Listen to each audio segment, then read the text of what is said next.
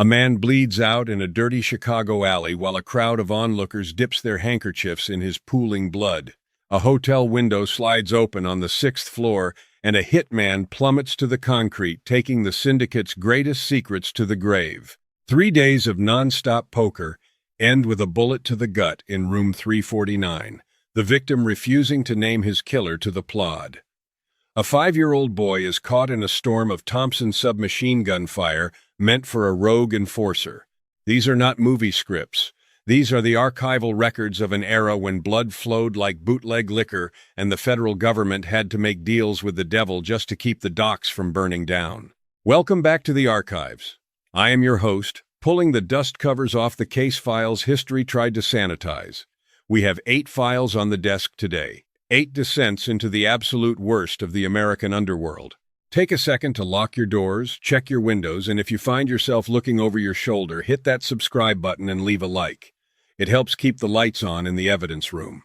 You know how it is, the Bureau does not fund us like they used to. Let us open the first folder. Indianapolis, Indiana, June 1903. The Oak Hill neighborhood was an industrial grid of dirt, soot, and smoke. The kind of place where a kid learned early that nobody was coming to save him. John Herbert Dillinger was born into a house that smelled of stale grief. His mother, Molly, died of a stroke before he was 4 years old. His father, John Sr., a harsh and unyielding grocer, believed discipline was delivered with a heavy hand and a closed fist. The boy was beaten for minor infractions. Locked in the house, isolated from a world he desperately wanted to conquer. But a heavy hand does not build a righteous man. It builds a caged animal just waiting for the latch to break. The newspapers of the 1930s would later paint him as a folk hero, a modern Robin Hood, stealing from the greedy banks that foreclosed on honest farmers during the Great Depression. That is a fabricated myth. Dillinger was a street punk who wanted fast cash and easy thrills, entirely indifferent to who had to bleed for him to get it. His first real foray into violence happened on a muggy evening in September 1924, in the quiet town of Mooresville. He and a local named Ed Singleton decided to mug a grocer named Frank Morgan. It was a sloppy amateur job. Dillinger hit Morgan over the head with a heavy machine bolt wrapped in a handkerchief. Morgan fought back. A gun went off. Nobody was killed, but the local plod rounded them up within hours. Dillinger, taking the misguided advice of his father, confessed to the crime, expecting a slap on the wrist. Instead, the judge handed down a 10 to 20-year sentence. It is a harsh reality of the justice system, and honestly, looking at these court transcripts, it annoys me how wildly inconsistent the sentencing was back then, considering Singleton, who fought the charges, got just 2 years. Dillinger was shipped off to the Indiana State Reformatory, and later the Indiana State Prison in Michigan City. He went in a bitter, reckless youth. He came out 9 years later in May 1933 as an educated apex predator. Prison was his university. His professors were seasoned, hardened bank robbers like Harry Pierpont and Homer Van Meter. They taught him the intricate mechanics of armed robbery. They taught him how to case a joint, how to identify the jug marker who spotted the vault timing, how to control a panicked, screaming crowd, and how to handle heavy ordnance. He absorbed every lesson. He resented the system. He hated the screws who guarded him, and he spent every night in his cell plotting a revenge that would set the Midwest on fire. When the parole board finally released him, he wasted absolutely no time. The newly formed Dillinger Gang tore through the states. They hit banks in Indiana, Ohio, and Wisconsin, hauling in massive scores while leaving a trail of shattered glass and empty vaults. In Greencastle, Indiana, they walked out of the Central National Bank with $74,000. That is roughly $1.7 million in today's money. They drove stolen high-speed Ford 5.8s, wore tailored wool suits, and bought off any local magistrate who stood in their way. But the heat was rising rapidly. Enter J. Edgar Hoover, a man who saw in Dillinger not just a menace, but a golden opportunity.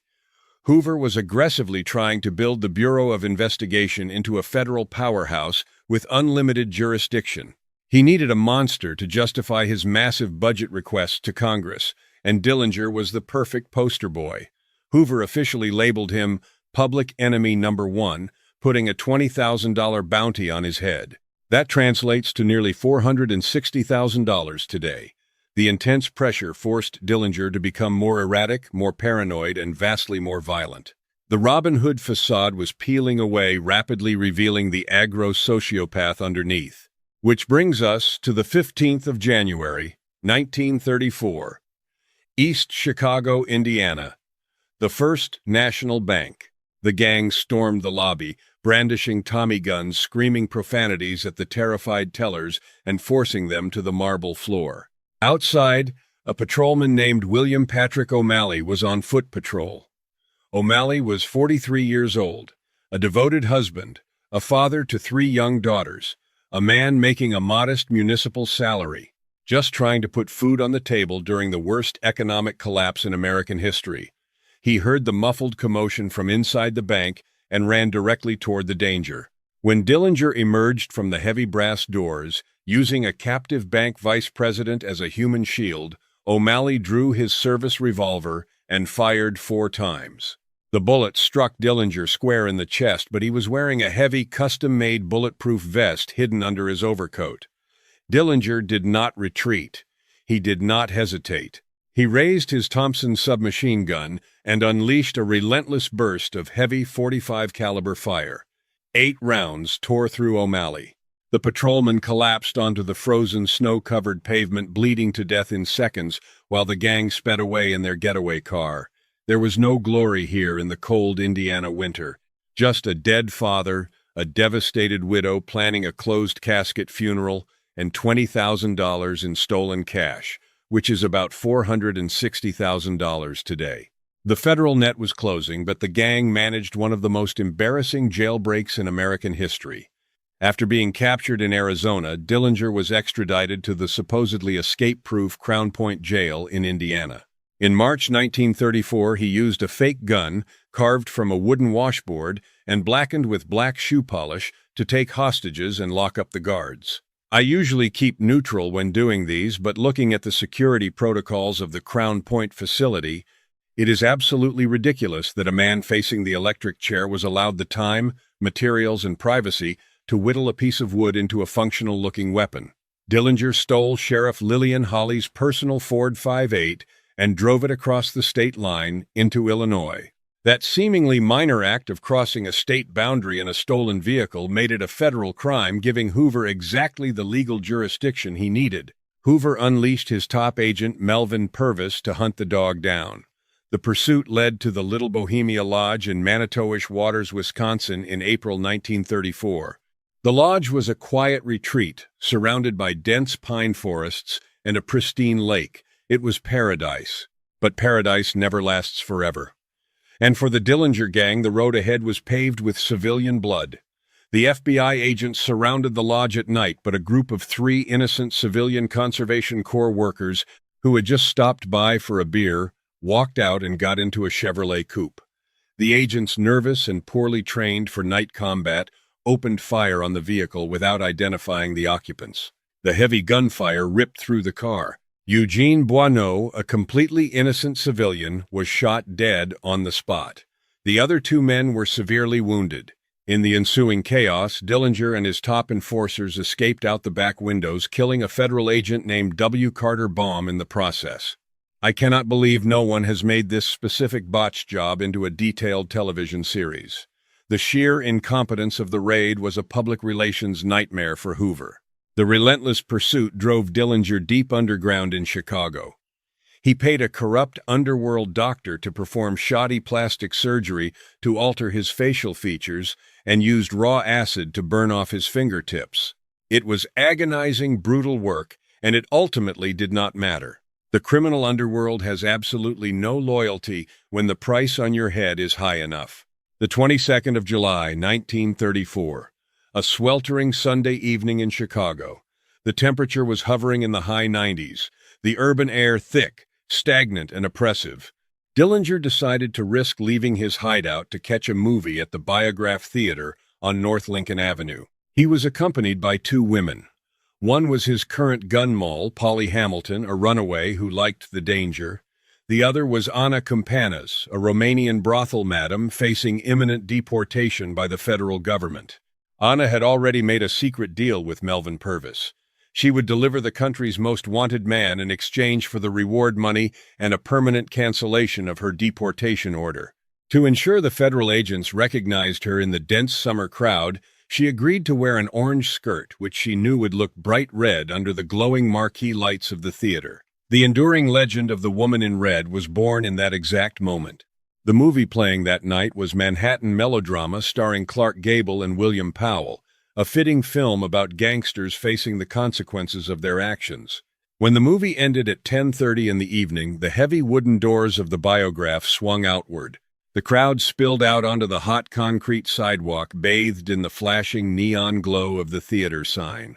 Dillinger walked out, flanked by the two women. He wore a straw-boater hat, wire-rimmed glasses, and white shoes. Entirely oblivious to the fact that over 20 heavily armed federal agents and local Chicago police officers had completely surrounded the perimeter of the building. Melvin Purvis stood nervously near the entrance, striking a match and lighting a cigar.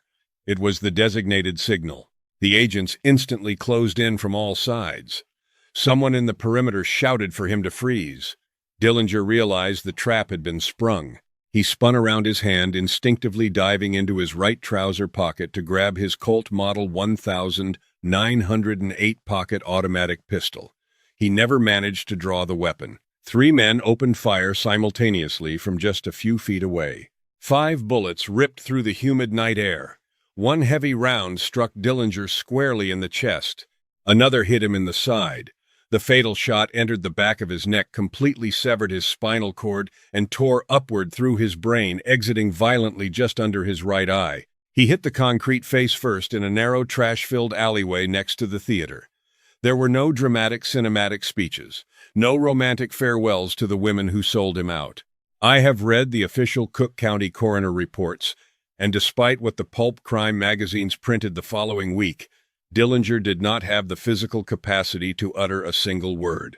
His final sound was a wet, suffocating gurgle as his blood rapidly pooled on the dirty, uneven pavement. Women from the dispersing crowd rushed forward aggressively, pushing past the police lines, dipping their handkerchiefs and the hems of their skirts into the massive puddle of blood as morbid souvenirs of the fallen outlaw. He was 31 years old. The federal government immediately reneged on their deal with Ana Campanas. She was given a mere fraction of the reward money and eventually deported back to Romania anyway, where she died in total obscurity in 1947. Polly Hamilton vanished completely into the dense fabric of Chicago's lower class, her fate entirely lost to the archives. As for Melvin Purvis, the man who supposedly brought down public enemy number 1, the fame absolutely ruined him. J. Edgar Hoover grew deeply jealous of his agent's massive celebrity and systematically forced him out of the bureau. Purvis spent decades bouncing between civilian jobs, battling severe, unmedicated depression. On the 29th of February 1960, in his quiet home in Florence, South Carolina, Purvis took a chrome-plated revolver, placed the cold barrel to his own head, and pulled the trigger. The weapon he used was the exact same gun given to him by his fellow agents on the night John Dillinger died. And as the blood washed away from that Chicago alley, 1,000 miles to the east, in the cramped, smoke-filled back room of a Brooklyn candy store, a completely different kind of syndicate was forming. A business where murder was not just a messy byproduct of a bank robbery, but the highly lucrative product itself. In the 1930s, American industry perfected the assembly line. Ford Motor Company had standardized the production of the automobile. The federal government had standardized the production of currency. And deep within the dense brick tenements of Brownsville, Brooklyn, a group of young men decided to standardize the production of dead bodies. They looked at the chaotic, emotionally driven violence of the street gangs that came before them and recognized a fundamental inefficiency. Murder born of anger drew unnecessary attention from the plot. But murder treated as a utility stripped of all personal grievance and executed with cold administrative precision could be highly profitable. The press would later dub this organization Murder Incorporated, but the men inside simply called it the Combination or the Boys. They turned the act of killing into a corporate bureaucracy, complete with retaining fees, specialized departments, and pension plans for the widows of employees who went to prison. The origin of this syndicate begins with a short, aggressively volatile kid named Abraham Rellis, known on the street as Kid Twist. Rellis was born in 1906 to Austrian Jewish immigrants working the garment sweatshops. He was physically small, compensating for his stature with an explosive, sociopathic temper. He started by shaking down local pushcart vendors, smashing their produce if they refused to pay a few coins for protection. But Rellis quickly realized that petty extortion kept a man in the slums. He partnered with Martin Goldstein, a neighborhood friend, and they began taking piecework for the larger bootlegging operations.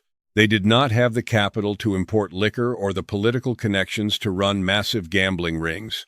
What they had was a total absence of human empathy. They were willing to do the heavy, bloody labor that the wealthy, silk-suited mob bosses sitting in Manhattan restaurants considered beneath them. After the massive Castellammarese War in 1931, which purged the old mustache Petes of the Italian mafia, figures like Charles Luciano and Meyer Lansky formed the National Crime Syndicate. This was a board of directors for the Underworld designed to settle disputes peacefully and maximize profits.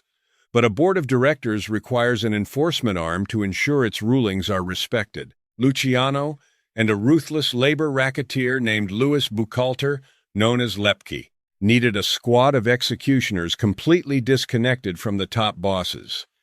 If a boss in Chicago needed a rival eliminated using his own, men would immediately point the local police in his direction. Instead, he would contact Lepke in New York. Lepke would hand the contract down to Rellis and his crew in Brooklyn. A hitman who had absolutely no connection to the victim, no local ties, and no discernible motive would board a train, do the job, and leave before the local authorities even established a crime scene. The compensation structure was strictly defined. An enforcer for the combination received a base salary of roughly $125 a week. That translates to about $2,700 in today's money. When a specific contract was handed down, the men chosen for the job would split, a bonus ranging from $1,000 to $5,000, which equals between $21,000 and $105,000 today. They were granted access to a motor pool of stolen vehicles, a vast armory of untraceable weapons, and the guarantee that the syndicate would pay for the best defense attorneys in the country if they were arrested. I have read through the intercepted financial ledgers of this operation, and it is absolutely ridiculous to see a line item for ice picks and industrial lye right next to the weekly stipends sent to the wives of incarcerated members. It was a fully functional human resources department for assassins. The most prolific worker in this factory of death was a man named Harry Strauss, known as Pittsburgh Phil. Strauss was responsible for an estimated 100 to 500 murders across the country. He treated his work with the obsessive dedication of a traveling salesman. When Strauss was handed a contract in Florida or Detroit, he never packed a weapon in his luggage to avoid the railway inspectors. He would arrive in the target city, survey the environment, and purchase his tools from a local hardware store. A length of heavy copper wire, a standard ice pick, a heavy fire axe. He would locate the mark, execute the contract, leave the weapon at the scene, and be back on a train to New York before the body was discovered. He never asked why the person needed to die. He only asked for the physical description and the expected payout. But an operation this massive inevitably generates friction. The shadow nemesis of the combination was not a rival gang, but a highly ambitious, meticulously dressed special prosecutor named Thomas Dewey. Dewey was appointed to clean up New York, and he set his sights directly on Lepke Buchalter. Dewey systematically dismantled Lepke's labor rackets, turning associates into state witnesses. The immense pressure forced Lepke into hiding, orchestrating a massive purge from the shadows. The directive was simple. Anyone who could connect him to a crime, anyone who might potentially testify, had to be erased. The combination went into overdrive, killing their own associates, burying them in lime pits in the New Jersey swamplands, or dropping them into the East River encased in concrete. It was during this panicked, frantic purge that the clinical precision of the combination completely fell apart, dragging innocent civilians into the slaughter. In July 1939, Lepke ordered the elimination of Philip Mangano, a corrupt union official who was threatening to talk to the district attorney. Mangano lived in a specific neighborhood in the Bronx. The contract was handed to a crew, including an enforcer named Seymour Magoon. They staked out the block, waiting for the target to leave his apartment. On the morning of July 25th, a man walked out of a building on that block. His name was Irving Penn. He was 51 years old. He was a music publisher. He had absolutely no connection to the underworld, no criminal record, and no enemies. He was a quiet man who spent his days reviewing sheet music and his evenings with his wife. But on this specific morning, Irving Penn was wearing a brown fedora and a tan topcoat. Philip Mangano, the actual target, lived just down the street and frequently wore the exact same style of hat and coat. It was a fatal geographical coincidence. Penn walked down the concrete sidewalk heading toward the subway station to go to his office. A stolen sedan pulled up sharply to the curb. Two men stepped out.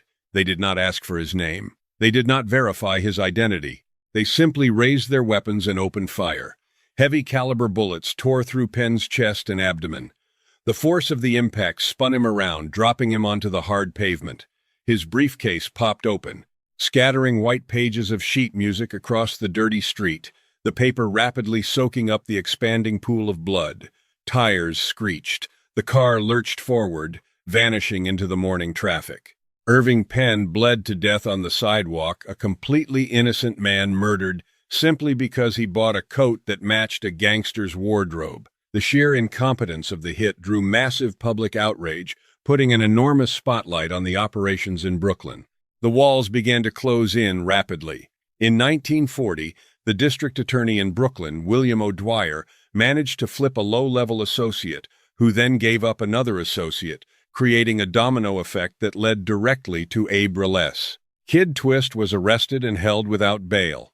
Facing a guaranteed trip to the electric chair, the man who built his entire reputation on ruthless loyalty realized that silence only benefited the bosses who were safe in hiding. Reless decided to talk. He became the most devastating informant in the history of the American Mafia. He sat in interrogation rooms for days, casually detailing dozens of murders, drawing maps to hidden graves, and explaining the entire corporate structure of the syndicate. His testimony sent his own childhood friends Martin Goldstein and Harry Strauss straight to the execution chamber. Because he was the key witness for a multitude of upcoming trials, including the massive case against Lepke Buchalter and Albert Anastasia, the district attorney took unprecedented steps to keep Reless alive. He was moved to the Half Moon Hotel in Coney Island. The police commandeered a suite. On the 6th floor, room 623, Reless was guarded by 18 selected New York Police Department detectives working in rotating shifts of 6 men at a time. The door was locked. The windows were secured. It was an impenetrable fortress, but fortresses only work against enemies on the outside. On the night of November 11th, 1941, Reless ate a heavy steak dinner, smoked a cigar, and reportedly went to sleep in the inner bedroom. The 6 detectives assigned to the night shift later claimed they were sitting in the outer room playing cards and dozing off in the early morning hours. Sometime before 7 in the morning, Reless supposedly tied 2 bedsheets together, anchored them to a radiator valve, and attempted to lower himself out of the 6th floor window. According to the official police report, the knots failed and he plummeted to his death. I usually keep neutral when doing these, but looking at the duty logs of the police detail assigned to that specific room, it is absolutely ridiculous to believe that 6 trained officers simply slept through a struggle that ended with a man flying out a 6th floor window. Physics and forensic evidence tell a completely different story. The knot on the radiator was tied with an incredibly complex wire loop, something a frantic man escaping in the dark would not take the time to fashion. Furthermore, the body of Abe Reless was found on a 2nd-floor roof extension located completely outside the vertical drop zone of the window. For his body to land where it did, he would have had to be pushed or violently thrown outward with significant force. There was no desperate cry for help, No dramatic final words to his captors, just the heavy, silent rush of cold Atlantic air followed by the devastating crunch of his spine shattering against the tar paper roof below. He was 35 years old. The press the next day ran the famous headline stating that the canary could sing but he could not fly. The 6 detectives on duty were eventually demoted, though not a single one was ever formally charged with taking a bribe to throw the star witness out the window. Without Relez to testify, Albert Anastasia walked completely free, his case dismissed due to lack of corroborating evidence. But Lepke Buchalter was not so lucky. The evidence Relez had already placed on the record was enough to secure a conviction for the murder of a Brooklyn candy store owner. On March 4, 1944, Louis Buchalter was strapped into the heavy oak chair at Sing Sing prison. 2,000 volts of electricity surged through his body, making him the highest-ranking mob boss in American history to be executed by the state. The syndicate survived the fall of Murder Incorporated, simply shifting its enforcement tactics deeper into the shadows. But the fundamental idea of organizing crime into a tightly structured national corporate entity did not originate with the street thugs of Brooklyn. To find the architect of that system, we have to look decades earlier across the river in Manhattan into the mind of a mathematical genius who looked at the federal prohibition of alcohol not as a moral crusade, but as the greatest supply step, chain logistics opportunity of the 20th century. In the early years of the 20th century, the American underworld was a chaotic, disorganized mess of street corners, broken kneecaps, and localized extortion. Gangs were strictly confined by their ethnicities and their postal codes. The Irish gangs controlled the docks through sheer physical force. The Italian syndicates ran the neighborhood lotteries and neighborhood protection rackets. The Jewish street crews dominated the garment district with iron pipes and heavy fists. It was bloody. It was incredibly disorganized. It was deeply inefficient. Violence was the only currency the street bosses understood. If someone encroached on your territory, you sent a crew of young punks to smash their windows and cave in their skulls. It took a mathematical savant, a man who viewed human vice as nothing more than a column of numbers on a leather-bound ledger, to realize that organized crime was simply a massive supply chain waiting for a chief executive officer. Manhattan, 1882. Arnold Rothstein was not born into the crushing poverty of the Lower East Side tenements, like the uneducated street thugs who would eventually work for him. His father, Abraham Rothstein, was a wealthy, highly respected Orthodox Jewish businessman in the garment industry. Abraham was a man of strict, routine, deep religious faith and absolute moral rigidity. The community called him Abe the Just. He expected his sons to follow his path into the synagogue and the family business. But a heavy, rigid hand often creates the exact opposite of its intention. Arnold despised the slow, honest grind of his father's life. He saw absolutely no value in praying for salvation when there was hard currency moving across the felt tables of the city. While his older brother studied religious texts, Arnold was standing on street corners watching the numbers runners. Calculating the odds of dice rolls in his head with the speed of a mechanical register, he realized very early on that the men placing the bets were desperate fools. The man holding the bankroll was the only one guaranteed a profit. By the time he was 20 years old, Arnold had completely abandoned his family's legitimate enterprises. He moved into the Tenderloin district, a sprawling grid of brothels, illegal saloons, and gambling dens. He started as a simple loan shark, lending money at exorbitant interest rates to desperate gamblers who had lost their paychecks. But he was not a leg breaker. He did not use his fists. He used mathematics. He calculated exactly how much a man could borrow before he was forced to flee the city, and he extracted every single dime up to that breaking point. His reputation for possessing vast amounts of liquid cash earned him his underworld moniker, the Big Bankroll. By 1910, he owned his own casino on West 46th Street. It was not a dirty, smoke-filled basement. It was a heavily carpeted, mahogany-paneled establishment catering to Wall Street bankers, corrupt Tammany Hall politicians, and high-ranking police captains. He paid off the local plod with thick envelopes of cash delivered on the first of every month. He operated in a state of total immunity. But running a single casino was a localized operation. Rothstein wanted to scale. In 1919, he saw an opportunity to manipulate the ultimate American institution, the World Series. The Chicago White Sox were heavily favored to beat the Cincinnati Reds, but the White Sox players were drastically underpaid by their owner, and several of them were growing intensely resentful. A network of mid-level gamblers, including a former featherweight boxing champion named Abe Attell, approached Rothstein for the massive capital required to bribe the players.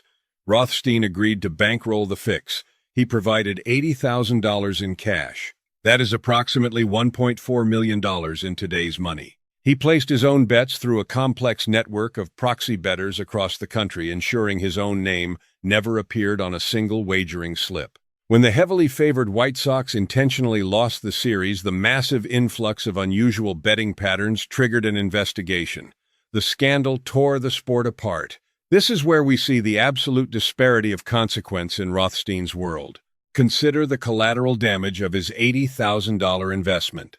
A player named Joe Jackson, universally known as Shoeless Joe. Jackson was an illiterate young man who grew up working in the brutal textile mills of South Carolina.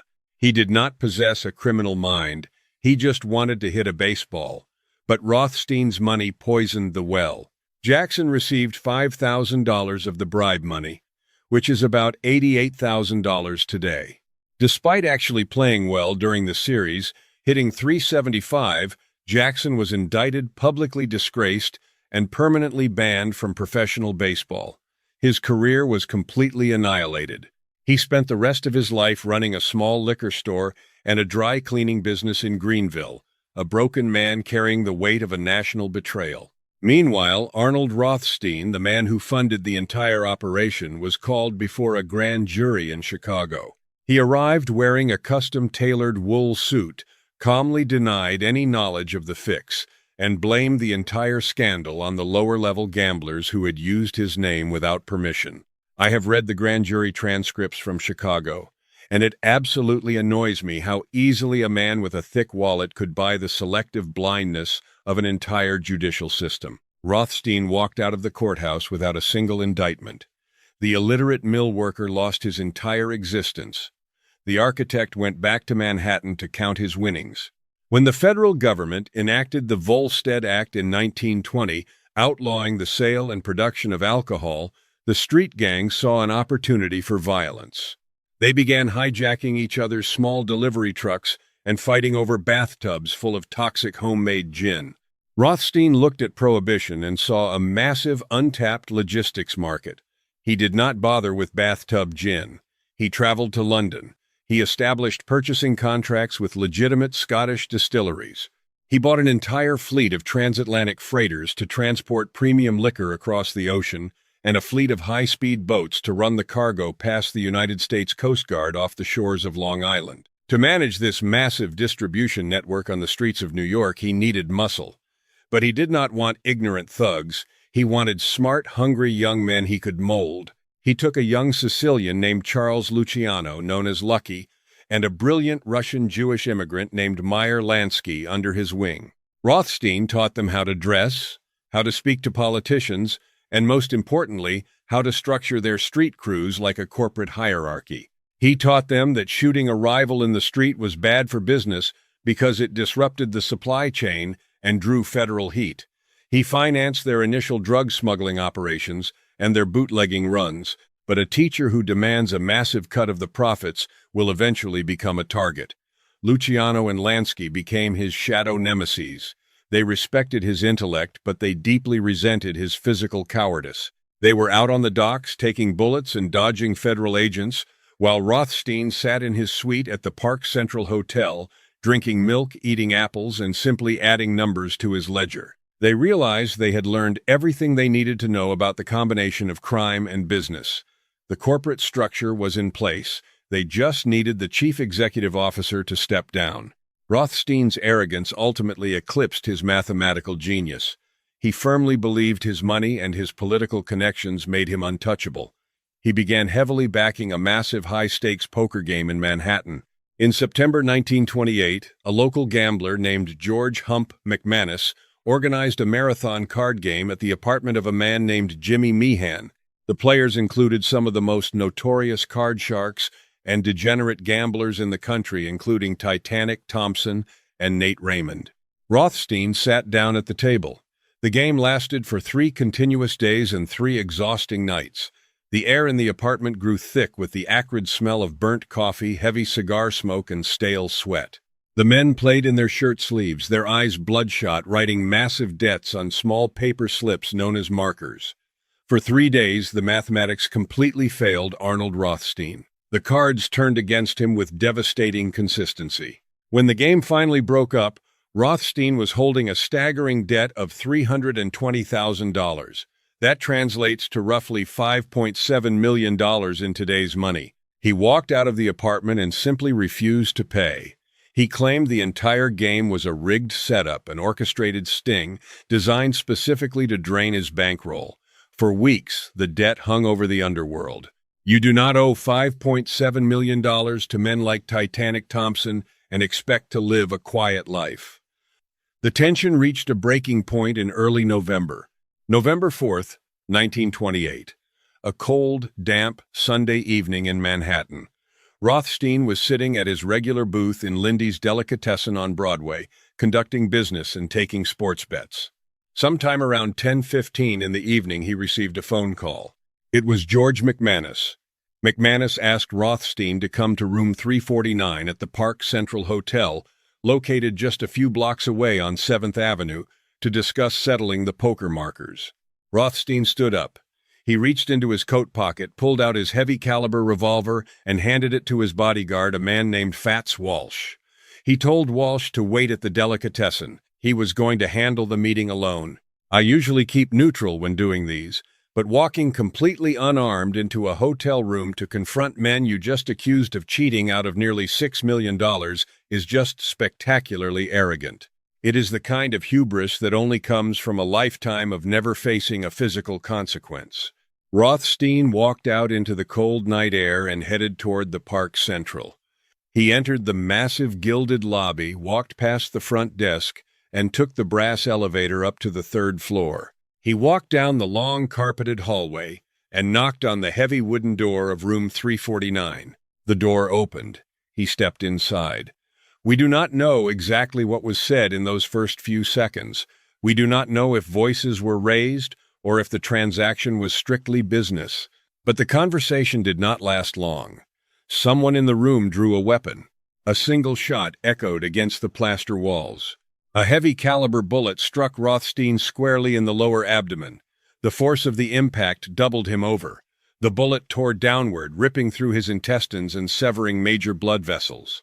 The shooter did not finish the job. They let him fall, grabbed their coats, and fled the room. Rothstein did not die immediately. Bleeding profusely, his hands clutching his ruined stomach, he dragged himself out of the room. He did not go to the elevators. He staggered into the cold concrete service stairwell. He gripped the iron railing, leaving thick, dark smears of blood on the metal as he forced himself down the steps, one agonizing floor at a time. He was a genius of supply and demand. He built a machine that printed unregulated wealth. But a machine does not care who pulls its levers. And for Arnold Rothstein, the end of the line was a dirty service stairwell. He collapsed near the 56th Street employee entrance, where a hotel worker found him and frantically called for an ambulance. He was rushed to the polyclinic hospital. The doctors stabilized him briefly, but the internal damage was catastrophic. The police arrived rapidly, fully aware of who was bleeding on the operating table. Detective Patrick Fife stood over the bed looking down at the pale, sweating kingpin. Fife leaned in close and asked exactly who pulled the trigger in room 349. Rothstein looked up at the detective. He had spent his entire life building a system that operated completely outside the law.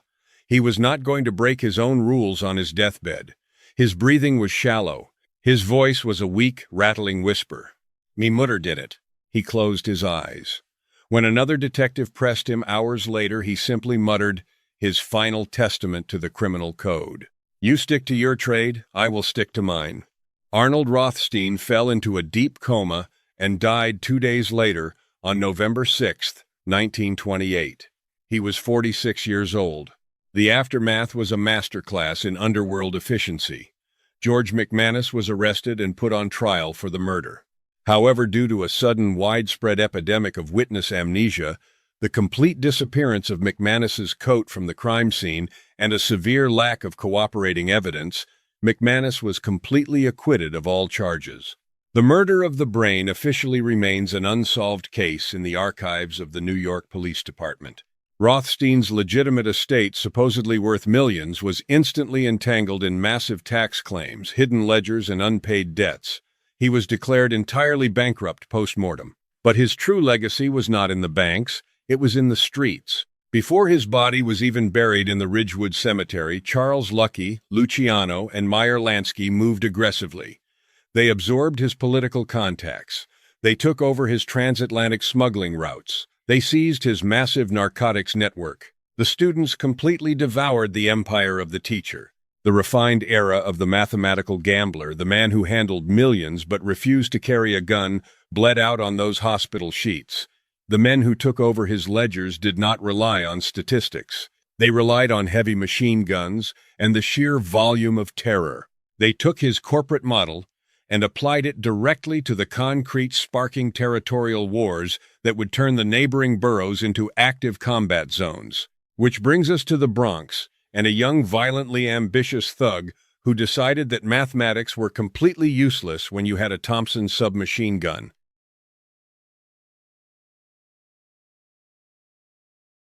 The borough of the Bronx in the early decades of the 20th century was a dense, suffocating labyrinth of red brick tenements, heavy industrial rail yards, and narrow cobblestone streets. It was a place where working-class immigrants ground their lives down to the bone just to keep a roof over their heads. German, Irish, and Italian families lived packed together in poorly ventilated apartments that smelled constantly of boiled cabbage, stale sweat, and damp wool. It was a harsh, unforgiving geography that bred a very specific kind of resentment in the young men who grew up in the shadows of the elevated trains. They looked at the exhausted, broken bodies of their fathers returning from the factories and decided that honest labor was a fool's errand. Arthur Fliegenheimer was born into this environment in August 1901. His parents were German Jewish immigrants trying to carve out a meager existence. When Arthur was 14 years old, his father simply walked out the door and never returned, abandoning the family to absolute poverty. His mother was forced to work grueling hours as a washerwoman to keep him fed. Arthur was a physically short, remarkably unremarkable-looking kid with a severe underbite and a volatile, explosive temper. He possessed a textbook case of short man syndrome, compensating for his lack of physical intimidation with a sudden, disproportionate capacity for violence. He dropped out of the public school system entirely and took to the streets, joining local gangs of juvenile punks, running illicit dice games and breaking into warehouses. At the age of 17, he was caught completely red-handed breaking into an apartment in the Bronx.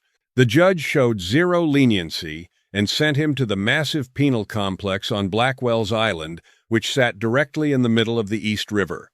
The conditions inside that facility were brutal.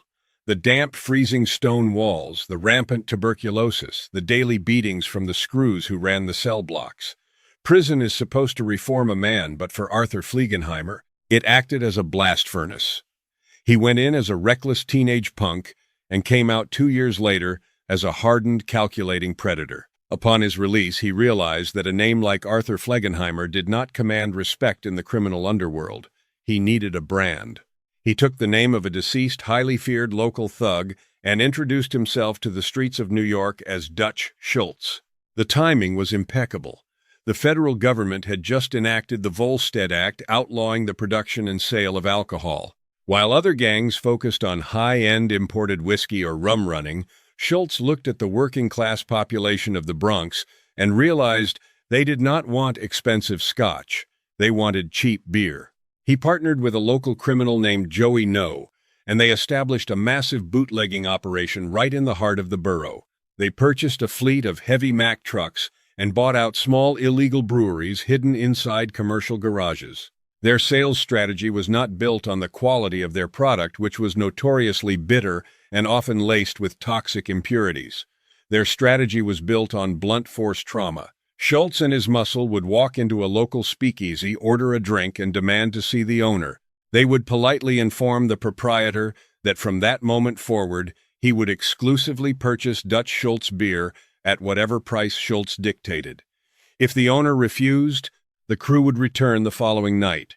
They would tie the bartender to a radiator, completely smash the mahogany bar with heavy iron pipes, destroy the liquor inventory, and beat the owner until his facial bones shattered. The compliance rate across the Bronx was nearly 100%. By 1928, Dutch Schultz had effectively monopolized the entire beer distribution network in the Bronx and began expanding aggressively into Manhattan. He was pulling in millions of dollars in untaxed revenue. To put that into perspective, conservative estimates placed his personal income at roughly $20 million a year at the height of his power, which translates to a staggering $360 million in today's money.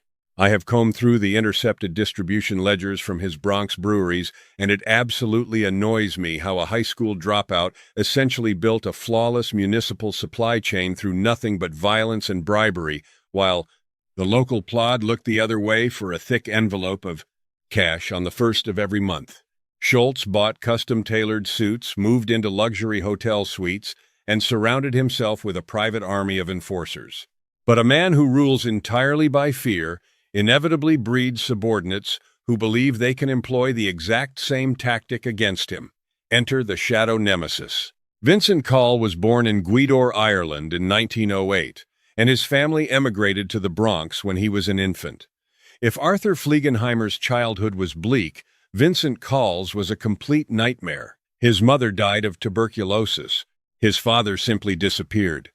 Vincent was tossed into the Catholic Protectory, a notoriously brutal orphanage where physical abuse was the standard currency of discipline. Call grew up hard, fast, and completely devoid of human empathy. He was a physically strong, aggressively handsome Irish kid with a thick head of wavy hair and a permanent sneer. He started as a low-level gun thug for Dutch Schultz, riding shotgun on the beer delivery trucks and handling the messy evictions of rival bootleggers. But Call was incredibly ambitious and deeply unstable.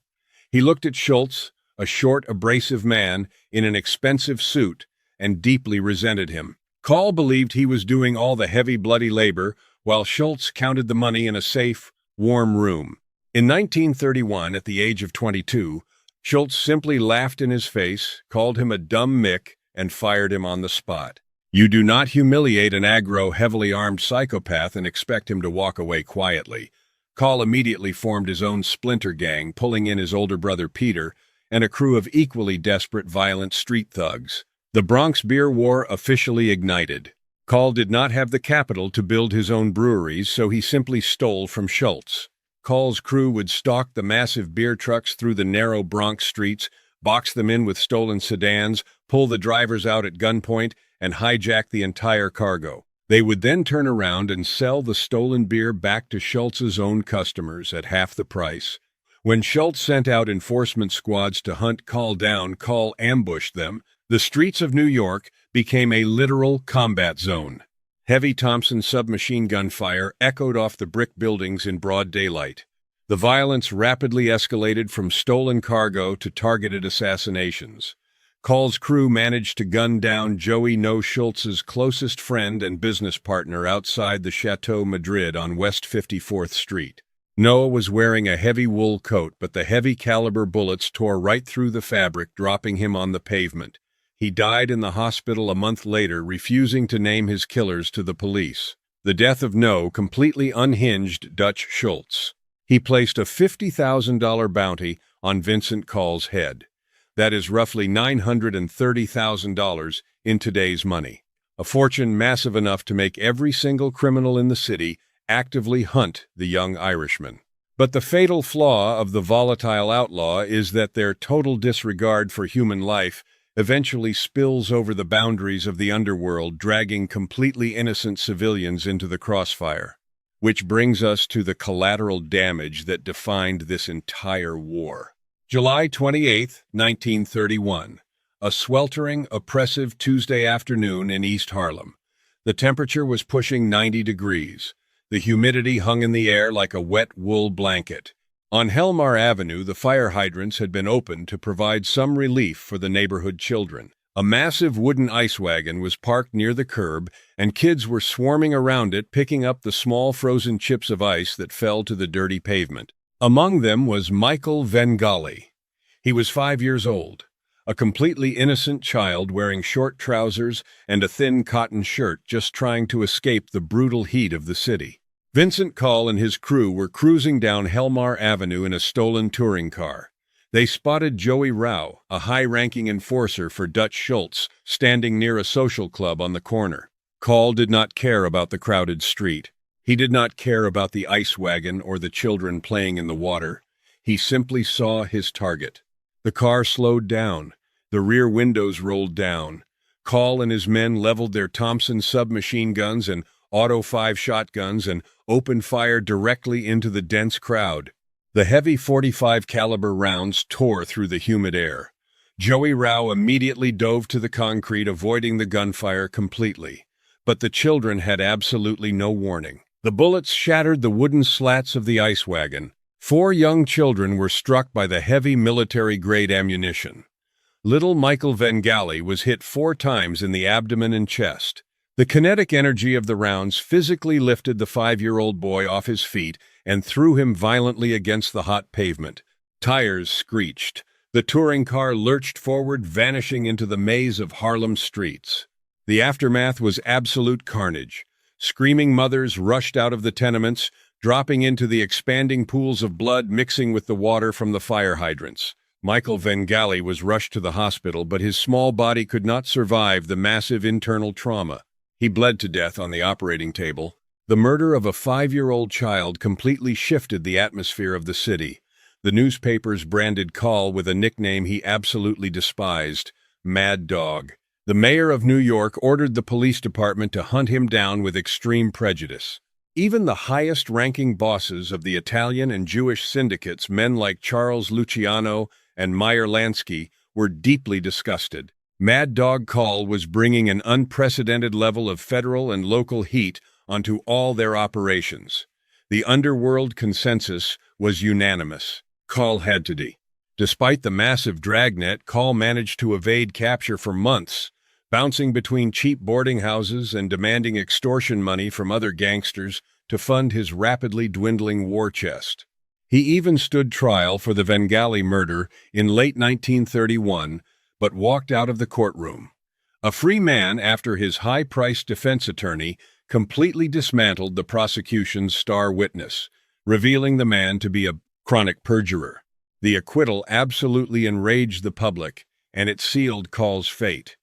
The syndicate was not going to rely on the legal system a second time. February 8, 1932.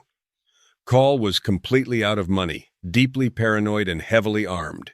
He was hiding out in a cheap apartment in Manhattan. Shortly after midnight, he walked into London Chemists, an all-night pharmacy, located at 314 West 23rd Street. The pharmacy was a quiet, brightly lit space smelling of antiseptic iodine and cheap cigars. In the back corner stood a heavy wooden telephone booth with folding glass doors. Call stepped into the booth, closed the glass doors, and deposited a coin. He dialed the number for Auni Madden, a powerful mob boss demanding a $50,000 extortion payment to leave the city. Call was standing inside a glass box, completely focused on the receiver, entirely unaware that someone in Madden's operation had traced the call and immediately tipped off Dutch Schultz's hit squad. 10 minutes later, a heavy, dark limousine pulled sharply to the curb outside the pharmacy. 3 men were inside, Bo Weinberg, Leonard Scarnici, and a triggerman carrying a Thompson submachine gun hidden under a long winter overcoat. The triggerman stepped out into the freezing night air. He walked through the front doors of London Chemists. He did not wear a mask. He simply looked at the pharmacist standing behind the counter, raised a hand, and told him to get down. The pharmacist immediately dove onto the linoleum floor, covering his head. The triggerman walked toward the back of the store. Call was still in the booth, the black telephone receiver pressed to his ear, arguing about money. He never even saw the shadow approaching the glass. The hitman raised the heavy Thompson. He did not bother to open the door. He simply pulled the trigger. The auto-ordnance mechanism cycled at 800 rounds per minute. The muzzle flash illuminated the dark back corner of the store in a blinding, strobing yellow light. 15 heavy-caliber bullets shattered the thick glass doors, tearing instantly through Vincent Cole's heavy winter coat, his chest, and his throat. The glass completely vaporized. Cole's body jerked violently against the wooden panels of the booth, completely pinned upright by the sheer kinetic force of the automatic fire. The gunfire stopped. The heavy metallic smell of cordite filled the pharmacy. The hitman looked at the shattered booth, turned around and walked calmly out the front door. As he passed, the terrified pharmacist, still cowering behind the register, the killer dropped a single coin on the counter. "Keep the change." The limousine sped away into the Manhattan night. Inside the ruined wooden booth, Vincent Cole slowly slumped downward, his blood rapidly soaking into the floorboards. He was 23 years old, a volatile, rabid animal put down in a glass cage. With his shadow nemesis eliminated, Dutch Schultz regained complete control of his empire. But a man who rules entirely by violence inevitably meets an incredibly violent end. Schultz survived the beer war, but he could not survive the decade. By 1935, the federal government was pursuing him relentlessly for massive tax evasion. The special prosecutor, Thomas Dewey, was tearing his operations apart in a fit of absolute panic and arrogance. Schultz went to the National Crime Syndicate and demanded permission to assassinate Dewey, a high-ranking government official. The board of directors realized Schultz had completely lost his mind. Killing a federal prosecutor would bring the full weight of the United States government down on every criminal in the country. The syndicate denied the request. When Schultz vowed to kill Dewey anyway, the syndicate handed a contract to Murder Incorporated.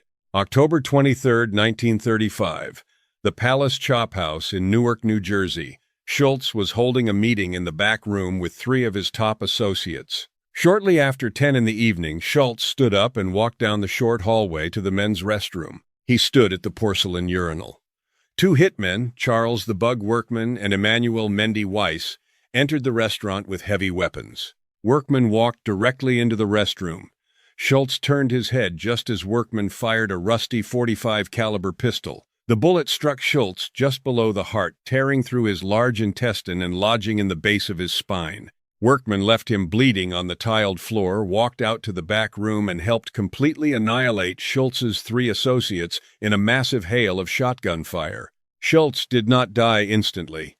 He was rushed to the Newark City Hospital, where an intense infection set into his ruined abdominal cavity.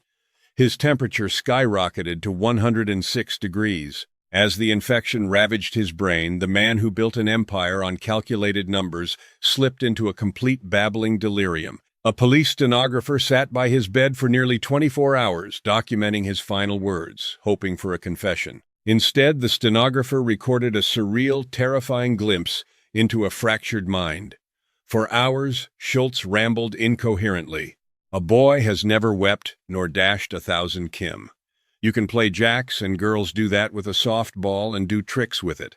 Oh, dog biscuit, and when he is happy, he doesn't get snappy. The absolute most feared man in New York, the beer baron of the Bronx, lay sweating on dirty hospital sheets, babbling about dog biscuits and softballs.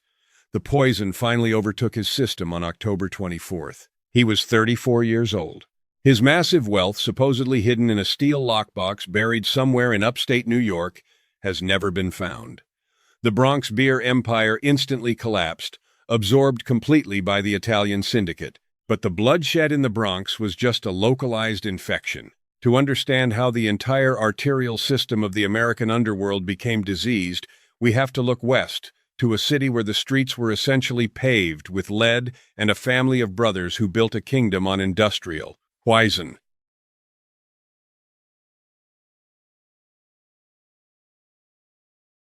In the late 19th and early 20th centuries, the southern coast of Italy was bleeding its population dry. Absolute poverty, total agricultural collapse, and a rigid, unforgiving class system drove hundreds of thousands of Sicilians onto crowded, disease-ridden transatlantic steamships heading for the United States. They arrived at Ellis Island with nothing but the clothes on their backs and a desperate need to survive. Many of them boarded trains heading west, funneling directly into the heavy industrial meat grinder of Chicago. They settled in a dense, suffocating neighborhood known as the 19th Ward, specifically around Taylor Street. It was a grid of crumbling brick tenements, raw sewage, and unpaved alleys that smelled constantly of coal smoke, garlic, and unwashed bodies. It was a place designed to keep the poor securely at the bottom of the social ladder. But among these massive waves of exhausted immigrants were a group of 6 brothers from the coastal town of Marsala: Angelo Antonio, Mike, Peter Sam, and Vincenzo Genna. They did not travel across the Atlantic to work in the slaughterhouses or lay rail ties for pennies. They arrived with nothing, and they decided they were going to take absolutely everything from the people who had even less. The Genna brothers started their American enterprise in the early 1900s as low-level extortionists. They operated under the banner of the Black Hand, a crude but highly effective system of neighborhood terrorism. They would send letters written in thick black ink to local Italian merchants demanding a specific amount of cash. If the merchant refused to pay, the Gennas would blow out the front windows of their bakery or grocery store with crude dynamite bombs, or simply beat the owner unconscious in the street. But extortion is a small-time racket. It relies on the limited funds of already poor people. The 6 brothers needed a larger economy to exploit, and the federal government handed it to them on a silver platter in January 1920 with the ratification of the Volstead Act. Prohibition had arrived. While men like Al Capone and John Torrio focused on importing high-quality Canadian whiskey and establishing massive municipal breweries, the Genna brothers looked at their own impoverished neighborhood and saw a decentralized factory waiting to be built. They did not import anything. They manufactured their own product right in the heart of Little Italy. The product was a crude, incredibly harsh corn sugar alcohol known on the street as a light, or sometimes grappa. The business model was an absolute masterclass in community exploitation. The Gennas purchased hundreds of massive 200-gallon copper stills. They hauled these heavy metal contraptions up the narrow, dark stairwells of the Taylor Street tenements and installed them directly inside the cramped, poorly ventilated apartments of desperate Sicilian families. The Gennas provided the corn sugar, the yeast, and the equipment. They paid the immigrant families a flat rate of $15 a day to keep the fires burning and the mash fermenting. That translates to roughly $260 a day in today's money.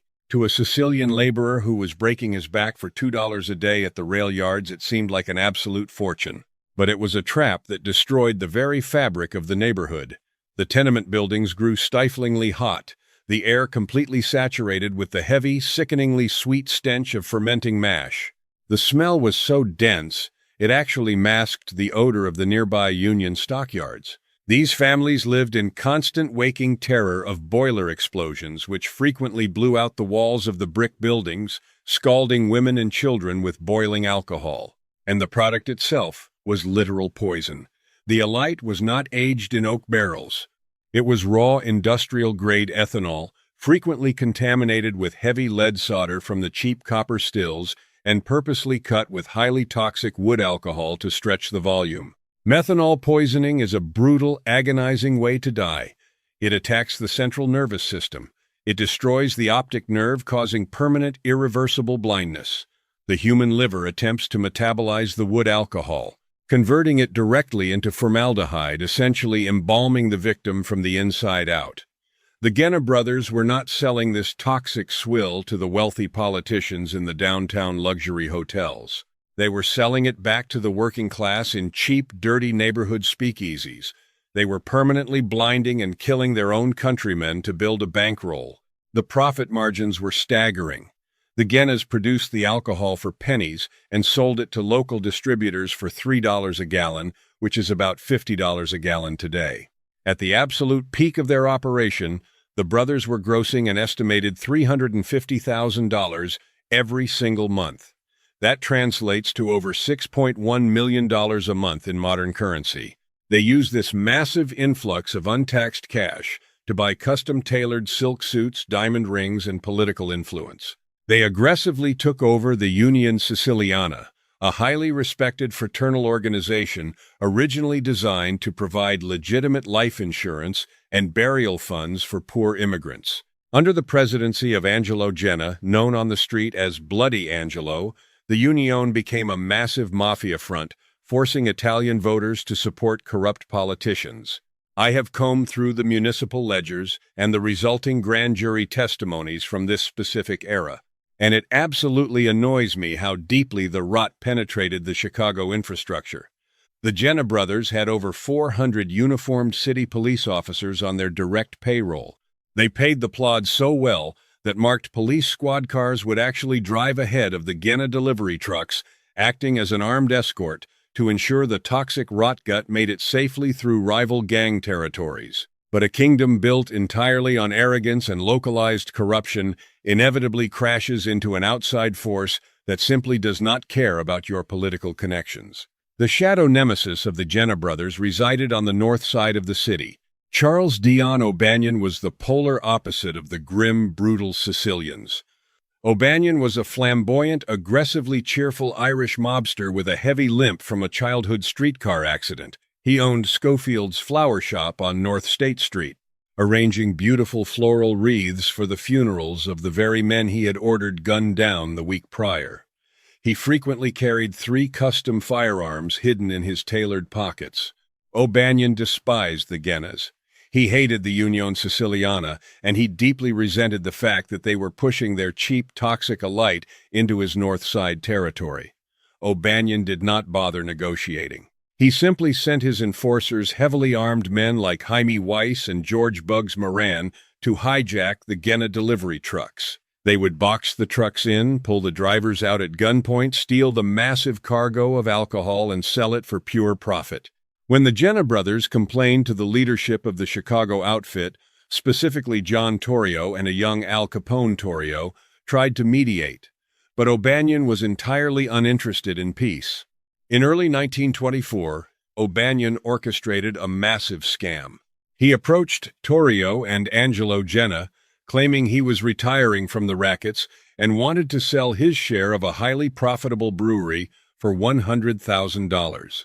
That is roughly $1.7 million today. The Gennas and Torrio paid the cash. A few days later, federal agents raided the brewery, confiscating everything. O'Banion had known the raid was coming. He kept the $1.7 million, laughed at the Sicilians, and bragged about scamming the greaseballs. It was a fatal miscalculation. You do not publicly humiliate highly volatile aggro killers and expect to arrange flowers the next week. Torrio and Capone finally gave the Genna brothers the green light. The Irish boss had to go. November 10th, 1924.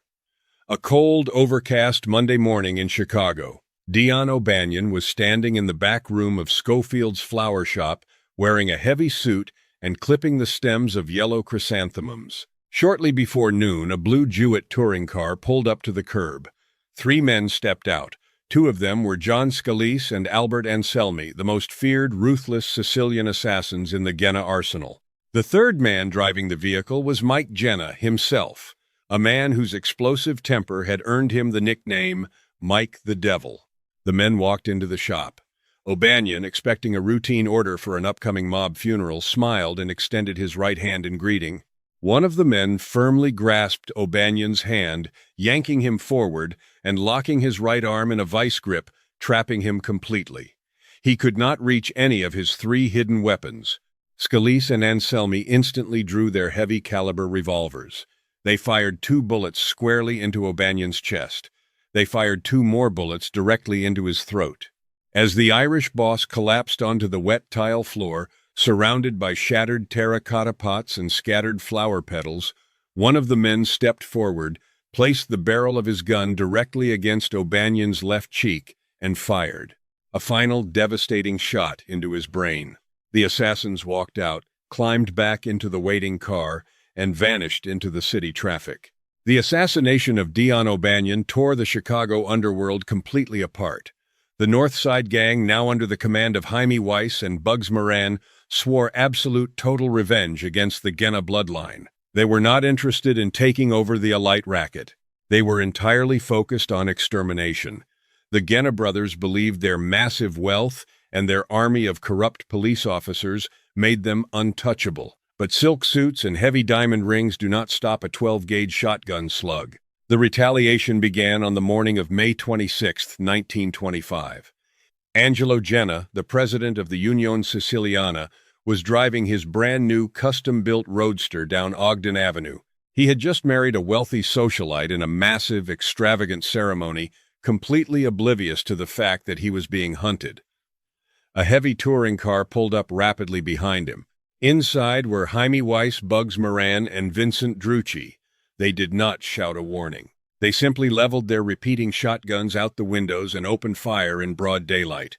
The heavy buckshot shattered the rear window of Angelo's roadster. One slug tore through his neck, another ripped through his shoulder. The kinetic impact forced Angelo to lose control of the heavy vehicle. The roadster jumped the concrete curb and smashed violently into a cast-iron lamppost. Angelo Genna bled to death in the front seat, his expensive suit completely ruined, choking on his own blood before the paramedics even arrived. The empire was fracturing. The remaining brothers panicked, barricading themselves in their heavily fortified mansions. But Mike Genna, the most volatile of the siblings, decided to go on the offensive. He wanted to hunt the North Siders down in the street. June 13, 1925, 18 days after his brother was slaughtered. Mike Genna, accompanied by John Scalise and Albert Anselmi, was cruising the south side of Chicago in a stolen heavy-duty sedan armed with repeating shotguns and fully automatic pistols. They were actively searching for Jaime Weiss. Instead, they crossed paths with a Chicago police squad car at the intersection of Western Avenue and 47th Street. Inside the squad car were 4 veteran detectives: Michael Conway, William Sweeney, Charles Walsh, and Harold Olson. The detectives immediately recognized the stolen vehicle and the men inside it. The police hit their siren and accelerated. A massive high-speed pursuit tore through the residential streets of Chicago. The heavy vehicles careened around corners, narrowly missing streetcars and terrified pedestrians. At the intersection of Western Avenue and 59th Street, the driver of the Genna sedan made a critical error. The car swerved violently to avoid a heavy delivery truck, lost traction, and flipped onto its side, smashing into the concrete curb with a deafening crunch of tearing metal and shattering glass. The detectives pulled their squad car up to the wreckage, drawing their service weapons. They expected the mobsters to surrender bruised and battered from the severe crash. That was a fatal assumption. Mike, Genna, Scalise, and Anselmi kicked out the shattered windshield of the overturned sedan. They did not raise their hands. They crawled out of the wreckage, holding their heavy weapons, entirely willing to slaughter uniformed police officers in the middle of a public street. The mobsters opened fire immediately. The heavy-caliber rounds tore through the summer air. Detective Charles Walsh was struck squarely in the chest. The bullet pierced his heart, dropping him dead onto the pavement instantly. Detective Harold Olson was hit multiple times in the abdomen and collapsed into the dirt, mortally wounded. Detective Michael Conway raised his weapon to return fire, but a shotgun blast caught him directly in the face, blowing away half of his jaw and sending him sprawling into the street, completely incapacitated. In a matter of seconds, 3 police officers were down. Only Detective William Sweeney remained standing. Sweeney did not retreat. He drew his heavy service revolver and returned fire, forcing Scalise and Anselmi to break and run down a narrow alleyway. Mike Genna, clutching a pistol, sprinted south down Western Avenue, desperately trying to escape the massive shootout. Sweeney locked his eyes on the mobster and chased him on foot. The detective stopped, planted his feet on the concrete, took careful aim with his revolver, and pulled the trigger. The heavy lead bullet struck Mike Genna in the upper left thigh. It was not a grazing wound. The round completely severed his femoral artery. Mike Genna collapsed violently into the dirt, his weapon clattering onto the pavement. The blood loss from a severed femoral artery is catastrophic and incredibly rapid. Within seconds, a massive pool of dark blood expanded onto the hot street. Other responding officers arrived on the scene and called for a municipal ambulance. They loaded the dying mob boss onto a stretcher and pushed him into the back of the medical transport. Mike Genna was completely pale, his body going into severe hemorrhagic shock. A young paramedic leaned over him, desperately attempting to apply a heavy canvas tourniquet to his ruined leg to stop the massive arterial spray. But Mike Genna was an aggro, violent predator down to the very last fraction of a second of his life. He looked up at the paramedic, trying to save him. He did not ask for a priest. He did not ask for his family. He used his remaining good leg to kick the paramedic directly in the face, smashing the man's nose. Genna bared his teeth, his breathing shallow and rattling, and snarled his final words at the medical worker. "Take that, you." He never finished the sentence. His eyes rolled back into his head and his heart stopped completely. The blood drained entirely from his body before the ambulance even reached the loading dock of the hospital. He was 30 years old. The death of Mike Genna broke the back of the Taylor Street empire entirely. Less than a month later, on July 8, 1925, Antonio Genna, the brother known as the Gentleman, was lured to a meeting at a local grocery store by a man he believed was a close friend, Antonio Spies.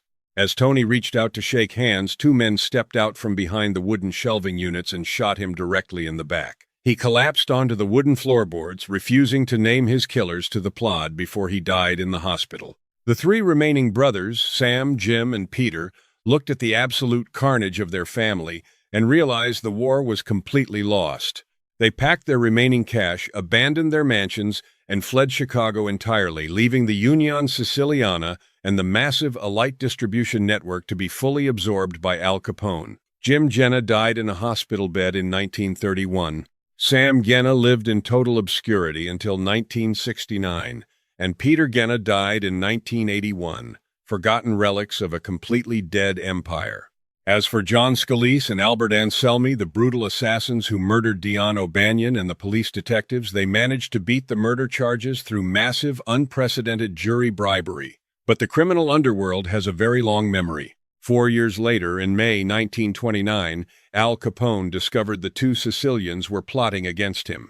Capone invited them to an extravagant banquet in Indiana. After they had eaten, Capone stood up, pulled a heavy wooden baseball bat from under the table, and personally beat both men to death in front of the entire syndicate. The Genna brothers built a machine of blood and poison, relying on sheer numbers, community exploitation, and localized municipal corruption to hold their territory. They needed a private army of thugs to enforce their will. But as the 1920s bled into the 1930s, a completely different breed of criminal was realizing that you did not need a private army to become a national nightmare. Sometimes all you needed was a desperate wife with a genius talent for public relations, a few stolen license plates, and a man willing to hide his deep fundamental cowardice behind the heavy steel of a fully automatic weapon. The American public in the 1930s was completely addicted to the mythology of the outlaw. The newspapers printed daily serials about bank robbers and train hijackers, feeding a starving population tales of men who took what they wanted from a broken system. The federal government, specifically J. Edgar Hoover, desperately needed these outlaws to be heavily armed, highly organized criminal masterminds to justify his massive budgetary requests to Congress. But history is rarely that cinematic. Sometimes the most feared man in the entire country is not a mastermind. Sometimes he is just a weak, deeply insecure bootlegger with a failing marriage, a heavy drinking problem, and a wife who understood the incredible power of public relations long before Madison Avenue ever coined the term. George Kelly Barnes was born in July 1900 in Chicago, Illinois, though his family quickly relocated to Memphis, Tennessee. Unlike the desperate Sicilian immigrants of Chicago or the starving Irish orphans of New York, George did not grow up in a tenement. His father was an insurance executive. The Barnes family lived in a large, comfortable home. George had access to fresh food, warm clothes, and a private education. He enrolled at Mississippi State University in 1917 to study agriculture. He was a tall, conventionally handsome young man with absolutely zero inclination toward violence, but he was severely lacking in discipline. His academic record was a complete disaster, marked by constant absenteeism and failing grades. George spent his tuition money on cheap alcohol and local women, eventually dropping out entirely after just one semester. He returned to Memphis and married a young woman named Geneva Ramsey. They had 2 children in rapid succession. To support his new family, George took a job driving a taxicab through the streets of Memphis. It was an honest living, but it was incredibly grueling work for very little pay. He looked at his wealthy parents, looked at his own empty bank account, and decided to take a shortcut. George started using his taxicab to transport illegal liquor for a local bootlegger. He was not an enforcer. He did not carry a weapon. He was just a delivery boy driving a heavily laden Ford through the back alleys of Tennessee. When local police officers inevitably caught him, he did not shoot his way out. He simply surrendered, paid the fine, and went right back to work. Geneva, completely exhausted by his continuous arrests and lack of ambition, filed for divorce. He left Memphis and headed west, drifting through the illegal speakeasies of the Midwest. He changed his name to George Kelly to spare his respectable parents the public embarrassment of his criminal record. He partnered with a mid-level bootlegger named Steve Nelson and began running larger shipments of liquor across state lines. He spent several years in federal prison at Leavenworth for smuggling, where he learned absolutely nothing about being a better criminal, but met men who were far more dangerous than he was. The turning point of his entire existence occurred in 1930, when he met Catherine Thorne. Catherine was a seasoned, highly manipulative criminal from a family of rural Texas outlaws. Her mother, Shannon, ran a massive ranch in Paradise, Texas, that served as a safe haven for bank robbers and murderers hiding from the federal government. Catherine had been married several times before, and rumors constantly circulated that she had actively engineered the suicide of her previous husband. Catherine looked at George Kelly and saw raw, highly malleable clay. He was physically imposing, standing over 6 feet tall, but he possessed a very weak, easily manipulated personality. Catherine did not just want a husband. She wanted a brand. She wanted to walk into the underground taverns of Chicago and have the most hardened mob bosses step aside for her. She took control of George completely. She bought him expensive, custom-tailored wool suits.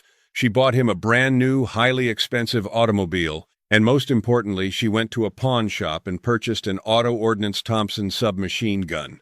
The weapon cost $200, which translates to roughly $4,700 in today's money. She drove George out into the remote country roads of Texas and physically forced him to practice shooting at tin cans and wooden fence posts. George hated the weapon. It was incredibly heavy, completely deafening, and difficult to control, but Catherine was relentless. She gathered the empty brass casings from the dirt, polished them until they shone, and carried them in her purse.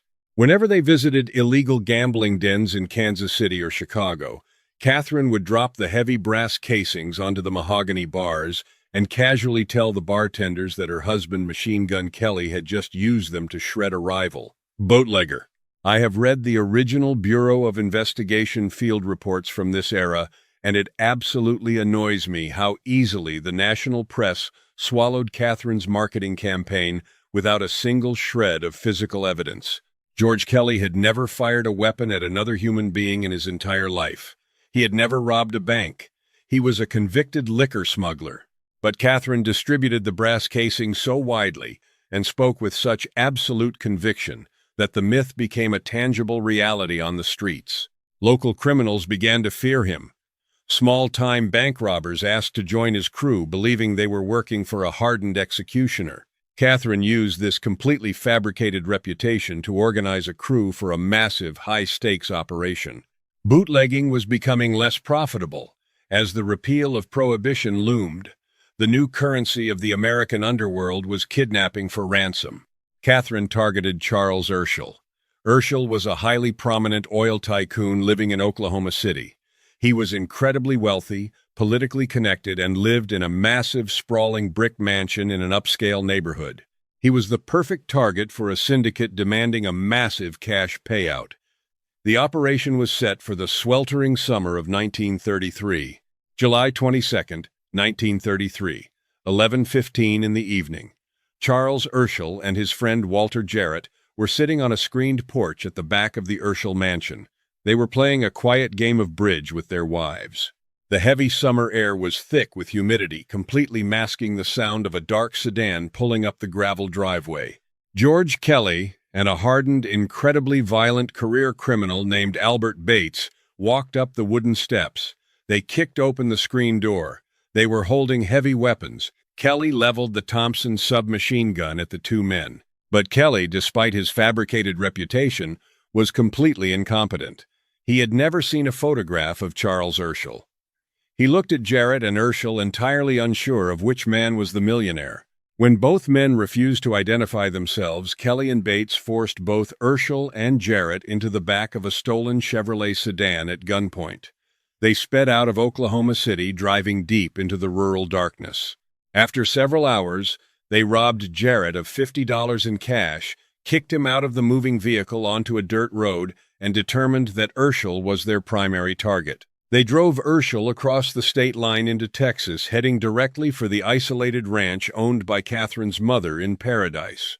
Upon arrival, they immediately blindfolded the oil man, tying heavy cotton strips tightly over his eyes and securing cotton wads into his ears with thick tape. They chained him to a heavy metal bed frame in a cramped, incredibly hot back bedroom. For 9 days, Charles Urschel lay bound to that bed. He was not a criminal. He was an innocent civilian dragged into a world of pure transactional violence. But Urschel possessed a brilliant, highly analytical mind. He knew that survival depended entirely on gathering actionable intelligence. Despite being blindfolded and deafened, he began to meticulously map his environment using only his remaining senses and his memory. Urschel noted the distinct heavy smell of crude oil and farm animals. He counted the footsteps of his captors as they walked across the creaking wooden floorboards. Most importantly, he paid complete attention to the sky. Every single morning, at exactly 9:45, he heard the faint but distinct drone of an airplane passing directly overhead. He heard that same engine noise every evening at exactly 5:45. One afternoon, a severe thunderstorm rolled across the Texas plains. Urschel felt the massive drop in barometric pressure. He noted the exact time the heavy rain began hitting the tin roof above him. When a captor brought him a tin cup filled with lukewarm water, Urschel deliberately pressed his unwashed thumbs directly onto the smooth metal surface, leaving a perfect oily set of fingerprints behind, hoping law enforcement would eventually find it. While Urschel was memorizing the weather patterns, Catherine Kelly was typing the ransom demands. She demanded $200,000 in used, unmarked $20 bills. That translates to roughly $4.7 million in today's money. The instructions were sent via telegraph to Urschel's family friend, E. Kirkpatrick, directing him to a specific drop location in Kansas City. On July 30th, Kirkpatrick packed the massive sum of cash into a leather Gladstone bag. He walked to the Mulebach Hotel in Kansas City, following Catherine's exact methodical instructions. The exchange was made without incident. The syndicate received their $4.7 million. True to their word, Kelly and Bates unchained Urschel, drove him to the outskirts of Norman, Oklahoma, and pushed him out of the car with $10 for cab fare. Urschel immediately contacted the local authorities, who handed the case directly to the Bureau of Investigation. J. Edgar Hoover saw the kidnapping of a prominent wealthy citizen as the perfect excuse to expand his federal powers. He dispatched massive resources to Oklahoma. When agents interviewed Urschel, they were absolutely stunned by the detailed intelligence the blindfolded oil man had gathered. Urschel recounted the airplane schedules and the exact timing of the severe thunderstorm. Federal agents immediately cross-referenced local meteorological records with commercial flight logs from American Airways. They found a specific rural flight path that completely bypassed regular routes but crossed directly over the town of Paradise, Texas. The agents checked the weather records for Paradise and found a massive storm matching Urschel's exact timeline. The federal dragnet descended on the Texas ranch. Agents stormed the property, securing the area and finding the tin cup bearing Charles Urschel's perfect fingerprints. They arrested Catherine's mother and several accomplices. But George Kelly and his gun moll had already taken their share of the ransom money and fled across the country, embarking on a frantic, paranoid road trip through Chicago, Iowa, and Texas. They were burning through the cash, rapidly buying expensive cars and staying in luxury hotels. But the serial numbers of the ransom bills had been fully documented by the federal government before the drop. Every time Catherine spent a $20 bill, a federal agent tracked the serial number, drawing a tight perimeter around their movements. The pressure was immense. By September 1933, the couple was exhausted, completely out of options, and running out of unmarked cash. They drove into Memphis, Tennessee, George's hometown, and rented a small, unassuming house on Tynan Avenue. They thought they were completely hidden, but a local informant spotted the couple and immediately tipped off the Memphis Police Department, who contacted the federal agents stationed in the city. September 26, 1933. The air in Memphis was cool and damp. At roughly 6 in the morning, a massive strike force of heavily armed local police officers and federal agents completely surrounded the house on Tynan Avenue. They carried heavy repeating shotguns and Thompson submachine guns. They did not knock. They violently breached the front and rear wooden doors simultaneously. The federal agents expected a massive, bloody shootout with the most feared machine gunner in the American underworld. They expected a volatile outlaw who would fight to his dying breath. They kicked open the door to the primary bedroom. George Kelly was standing near the bed. He was not wearing a custom-tailored suit. He was wearing rumpled, unwashed pajamas. He was holding a pistol. A federal agent racked the slide of a heavy shotgun, pointing the barrel directly at Kelly's chest. This was the moment the myth completely shattered. The man Catherine had built, the hardened executioner who supposedly left piles of brass casings in his wake, dropped his weapon onto the wooden floorboards. His hands shook violently as he raised them into the air. "Don't shoot, G-men. Don't shoot."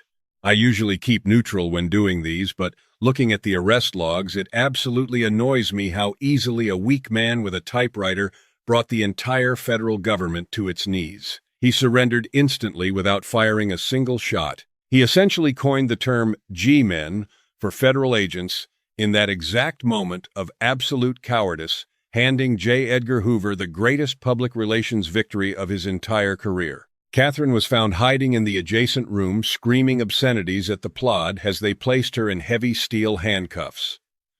The reign of the most feared man in America ended in a pair of dirty pajamas. The judicial system showed them absolutely no mercy. George and Catherine Kelly were transported to Oklahoma City and stood trial for federal kidnapping. The jury deliberated for only a few hours before returning guilty verdicts.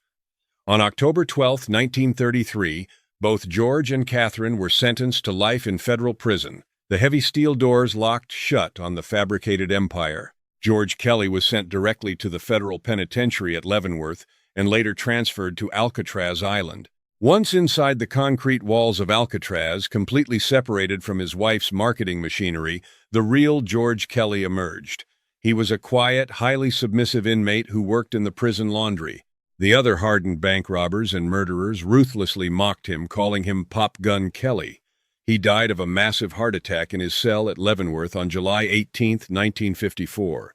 He was 59 years old. Catherine Kelly served 25 years at the Federal Reformatory for Women in West Virginia. She was a model prisoner, eventually gaining parole in 1958. She completely vanished into civilian life, working as a bookkeeper in Oklahoma under an assumed name until her death in 1985. Albert Bates died of heart failure in Alcatraz in 1948. Charles Urschel lived a long, highly prosperous life, passing away of natural causes in 1970. The fabricated myths of the Midwestern outlaws proved that a man could conquer the country with nothing more than a typewriter and a few spent brass casings. But the illusion of power only lasts until the federal government kicks down your front door. Far removed from the dusty farmlands of Texas and the manufactured legends of the heartland, a completely different kind of war was brewing on the East Coast. A war that required absolutely no public relations, because the bodies floating in the East River spoke for themselves. We are leaving the Midwest behind. Next time we open the archives, we are walking directly onto the freezing, blood-soaked concrete of the Brooklyn docks, where the Irish and the Italians decided to tear the waterfront completely apart. In the late 19th and early 20th centuries, the Brooklyn waterfront was a jagged spine of wet wooden piers, heavy iron steam cranes, and massive brick cargo warehouses stretching for miles along the freezing waters of the East River. It was the busiest commercial maritime port in the world. Millions of tons of cargo moved across those damp wooden planks every single year. Massive wooden crates of raw coffee, heavy sacks of processed sugar, industrial milling machinery, and raw southern cotton. To move that much physical weight, the international shipping companies required thousands of strong, desperate men. The Irish immigrants fleeing the crushing, systemic agricultural poverty of their homeland flooded directly into the tightly packed tenement neighborhoods of Red Hook, Vinegar Hill, and Irishtown. They built tight insular communities around the local Catholic parishes, relying heavily on ethnic solidarity. But absolute desperation inevitably breeds predators from within. The men who eventually rose to absolute power on the Brooklyn docks did not come from the wealthy shipping board of directors sitting in Manhattan. They came from the dirty cobblestone streets, and they realized an incredibly simple economic truth. If you controlled the physical bodies of the men who lifted the cargo, you completely controlled the global supply chain. This specific realization birthed the White Hand Gang. They chose the moniker specifically as a racial insult, a direct mockery of the Italian Black Hand extortion syndicates operating on the other side of the borough. The Irish organization was completely decentralized, functioning far more like a loose, chaotic confederation of violent street brawlers and river pirates than a highly structured corporate syndicate. Their primary source of daily income was not elaborate bootlegging networks or transatlantic narcotics smuggling. It was the brutal, highly systematic physical exploitation of their own starving countrymen. Every single morning at 5 o'clock, regardless of the freezing rain or driving snow, thousands of exhausted, malnourished Irish laborers would gather at the heavy iron pier gates for a brutal hiring process known on the street as the Shape Up. A local hiring boss, a man completely controlled by the White Hand, would stand on an elevated wooden produce crate and simply point his thick finger at the men who were allowed to work that specific day. A working man was paid roughly $3 for a 12-hour shift. That translates to about $52 in today's money. It was barely enough physical currency to buy dirty coal for the apartment stove and thin, watery soup for a wife and children. But to even get pointed at by the hiring boss, a dock worker was forced to buy a small stamped brass token, commonly called a brass check, from the local gang enforcer standing near the gates. The brass token cost a flat rate of $1, which is about $17 today. If a man refused to pay the daily bribe to his own people, he simply did not work. If he complained about the extortion to the shipping foreman, the gang took him behind a massive stack of wooden shipping crates and completely shattered both of his legs with heavy iron cargo hooks. I usually keep neutral when doing these, but reading the municipal labor logs from the Brooklyn docks in the 1910s, it is absolutely ridiculous how completely a handful of uneducated street punks managed to financially enslave an entire ethnic community right under the noses of the New York Police Department. The plot completely ignored the waterfront. They considered Red Hook to be a walled city of Irish violence, and they absolutely refused to patrol the piers after dark. The first real organized commander of this brutal enterprise was a man named Dennis "Dinny" Meehan. Meehan ran the White Hand operations from behind a heavy, scarred wooden desk inside a local Irishtown saloon. He was a ruthless, highly aggro operator who successfully defended the docks from multiple Italian syndicate incursions using sheer blunt force trauma. But running a highly disorganized gang of heavy, aggressive drinkers creates a culture of constant, suffocating paranoia.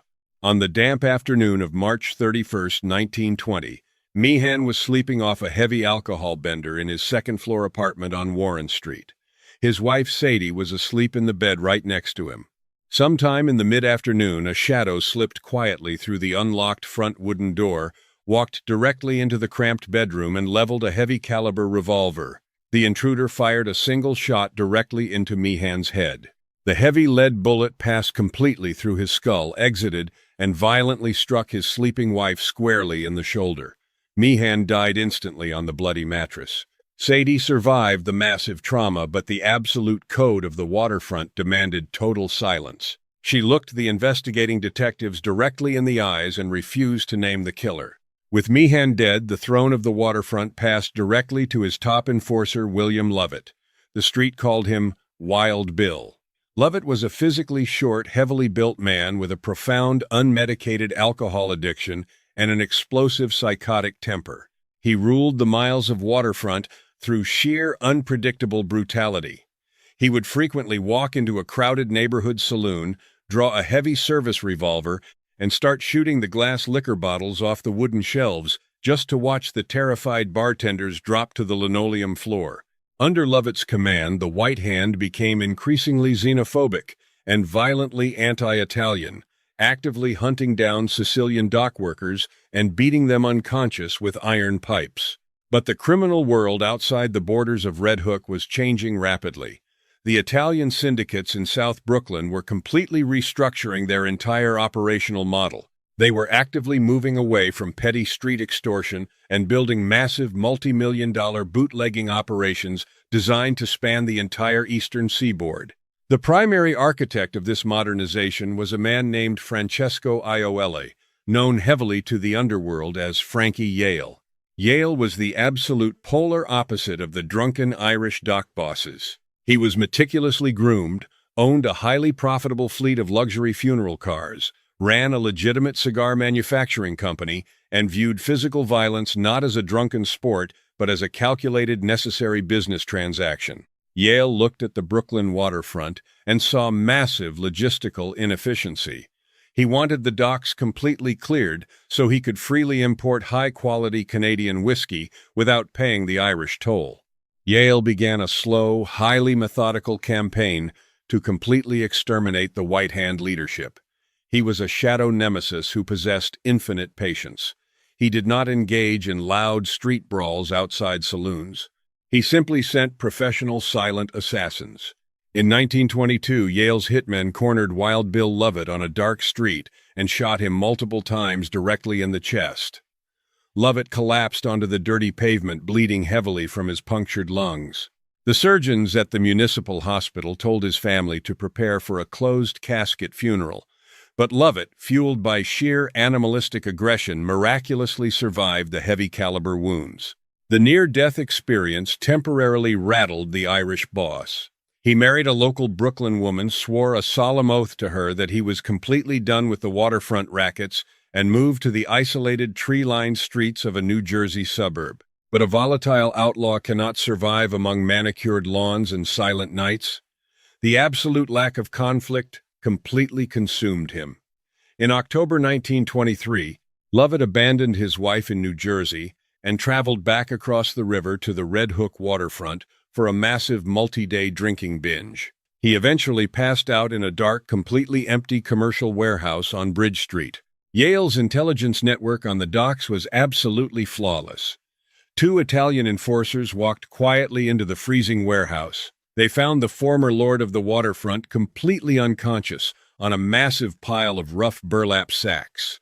They did not wake him for a dramatic cinematic confrontation. One man raised a heavy iron meat cleaver and brought it down violently, completely shattering Lovett's skull. The second man placed the hot barrel of a revolver directly against Lovett's bleeding neck and fired 3 consecutive times. Wild Bill Lovett died in the dirt, entirely abandoned by his own crew. The violent death of Lovett created a massive power vacuum that was immediately filled by his brother-in-law, Richard Lonergan. The street universally called him Pegleg. When Lonergan was a young child playing in the crowded streets of Brooklyn, a heavy municipal trolley car had completely crushed his right leg, forcing a crude, agonizing surgical amputation. He walked with a heavy, custom-carved wooden prosthesis for the rest of his natural life. Lonergan was the absolute physical embodiment of the volatile outlaw archetype. He was a violent, highly aggressive punk who suffered from a massive inferiority complex due to his physical disability, and he heavily overcompensated by actively becoming the most vicious, unhinged killer in the entire borough. Lonergan took absolute control of the White Hand and immediately declared a state of total war on Frankie Yale. But Lonergan was fighting a tactical ground war from the previous century. He relied heavily on screaming public insults, localized physical intimidation, and highly drunken raids on small Italian cafes. Yale was actively building a massive corporate empire backed by the infinite financial resources of the Italian syndicate in Chicago.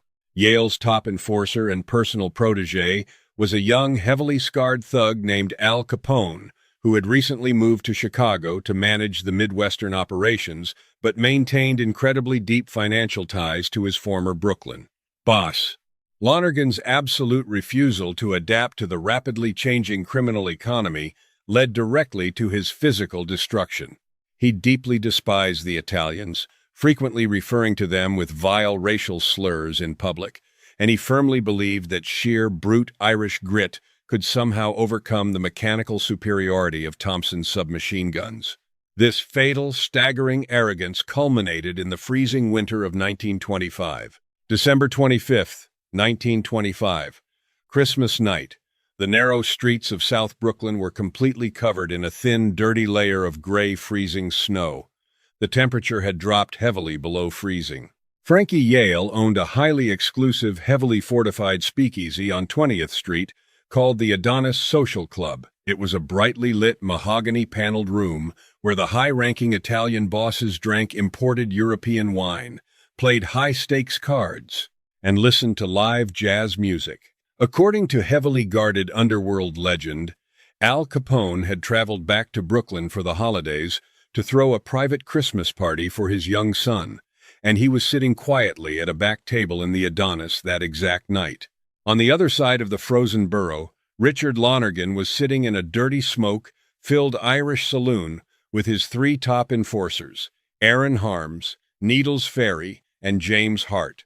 They had been drinking heavy, low-quality bootleg whiskey continuously since the early afternoon. As the toxic alcohol heavily fueled his massive, fragile ego, Lonergan made a completely suicidal tactical decision. He stood up on his wooden leg and announced to his crew that they were going to drive directly down to the Adonis Social Club, drink the Italians' highly expensive liquor, and disrespect Frankie Yale to his face in his own headquarters. It is the specific kind of hubris that only exists in the diseased minds of men who have completely lost touch with physical reality.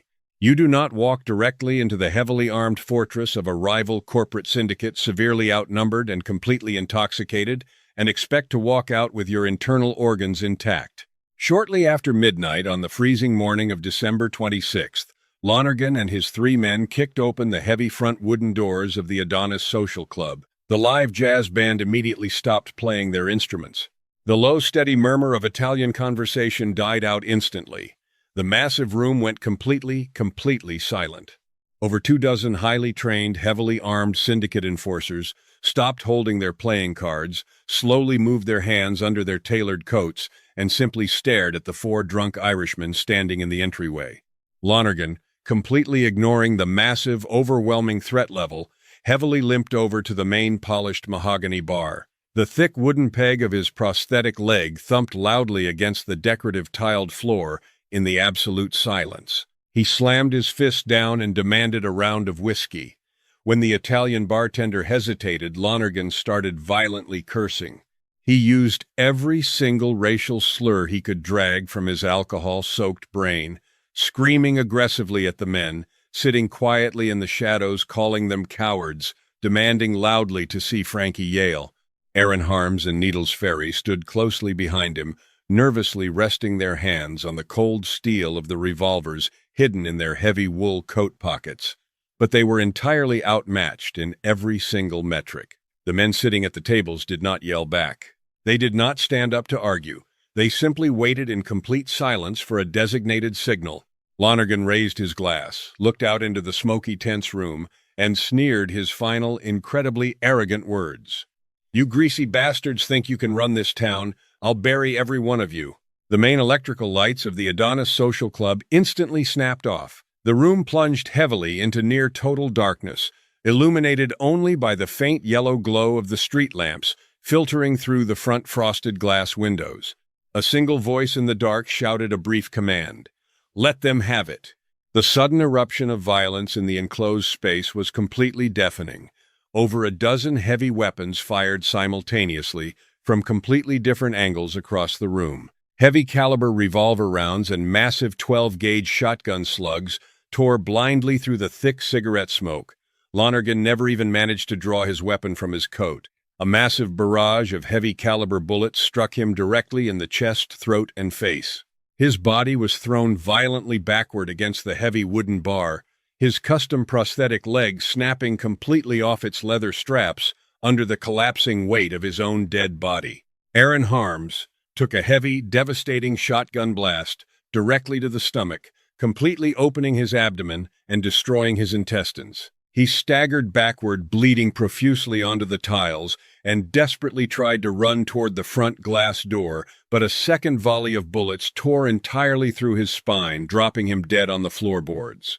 Needles Ferry was shot multiple times in the head and neck, his skull completely shattering, dying instantly before his knees even hit the ground. James Hart, the fourth member of the crew, caught a grazing hot bullet to the lower leg, immediately dove behind a heavy, overturned wooden card table, and managed to completely crawl out of a shattered side window while the executioners were entirely focused on annihilating the primary targets. The heavy gunfire stopped. The dense, choking smell of burning cordite, sulfur, and hot copper completely filled the dark room. Someone walked over to the wall and turned the main electrical lights back on. Richard Lonergan, the last great boss of the White Hand Gang, lay dead in a massive, expanding pool of his own dark blood, his wooden leg entirely detached and resting on the tiles a few feet away. He was 25 years old. Aaron Harms and Needles Ferry were completely dead beside him. When the heavily armed strike teams of the New York Police Department finally arrived at the Adonis Social Club a few hours later, the entire building was completely empty except for the 3 shattered bodies on the floor. The jazz band was gone. The wealthy patrons were gone. Frankie, Yale, and Al Capone were nowhere to be found. The detectives found over 24 empty brass bullet casings scattered heavily across the decorative floor tiles. Despite a massive municipal dragnet and the brief, highly publicized arrest of Al Capone for questioning, absolutely no one was ever charged with the Christmas night massacre. The absolute code of underworld silence held completely firm. The violent death of Richard Lonergan was the absolute end of the Irish monopoly on the Brooklyn waterfront. The White Hand Gang completely dissolved overnight. The men who had broken the legs of their own countrymen for $1 a day faded entirely into historical obscurity, rapidly replaced by a much more efficient corporate structure of pure violence. Frankie Yale absorbed the miles of docks completely. He installed a young, incredibly vicious Italian enforcer named Albert Anastasia to strictly run the daily hiring bosses. Anastasia would later use that exact same waterfront infrastructure and the massive influx of untaxed cash to heavily build the financial foundation of Murder Incorporated. But the men who build the machine rarely survive long enough to enjoy its absolute profits. Frankie Yale, the shadow nemesis who patiently and systematically dismantled an entire ethnic syndicate, eventually became far too powerful and arrogant for his own good. He started aggressively hijacking Al Capone's lucrative liquor shipments as they moved across the country. On a sweltering Sunday afternoon in July 1928, Yale was driving his brand-new, custom-built Lincoln sedan through the busy streets of Borough Park. A heavy black car pulled up rapidly alongside him. The men inside were not drunk Irish street brawlers. They were professional, highly paid killers sent directly from Chicago. They opened fire instantly with heavy Thompson submachine guns and repeating shotguns. Frankie Yale was shot completely through the head, his heavy vehicle crashing violently through a brick residential wall and stopping completely in the dirt. He was 35 years old. The Brooklyn docks belonged entirely to the Italians for the next 5 decades. They turned the shape-up into a massive multi-million-dollar extortion racket, bleeding the international shipping companies completely dry. The blood heavily washed off the cobblestones, the bodies sank to the dark bottom of the East River, and the cargo just kept moving.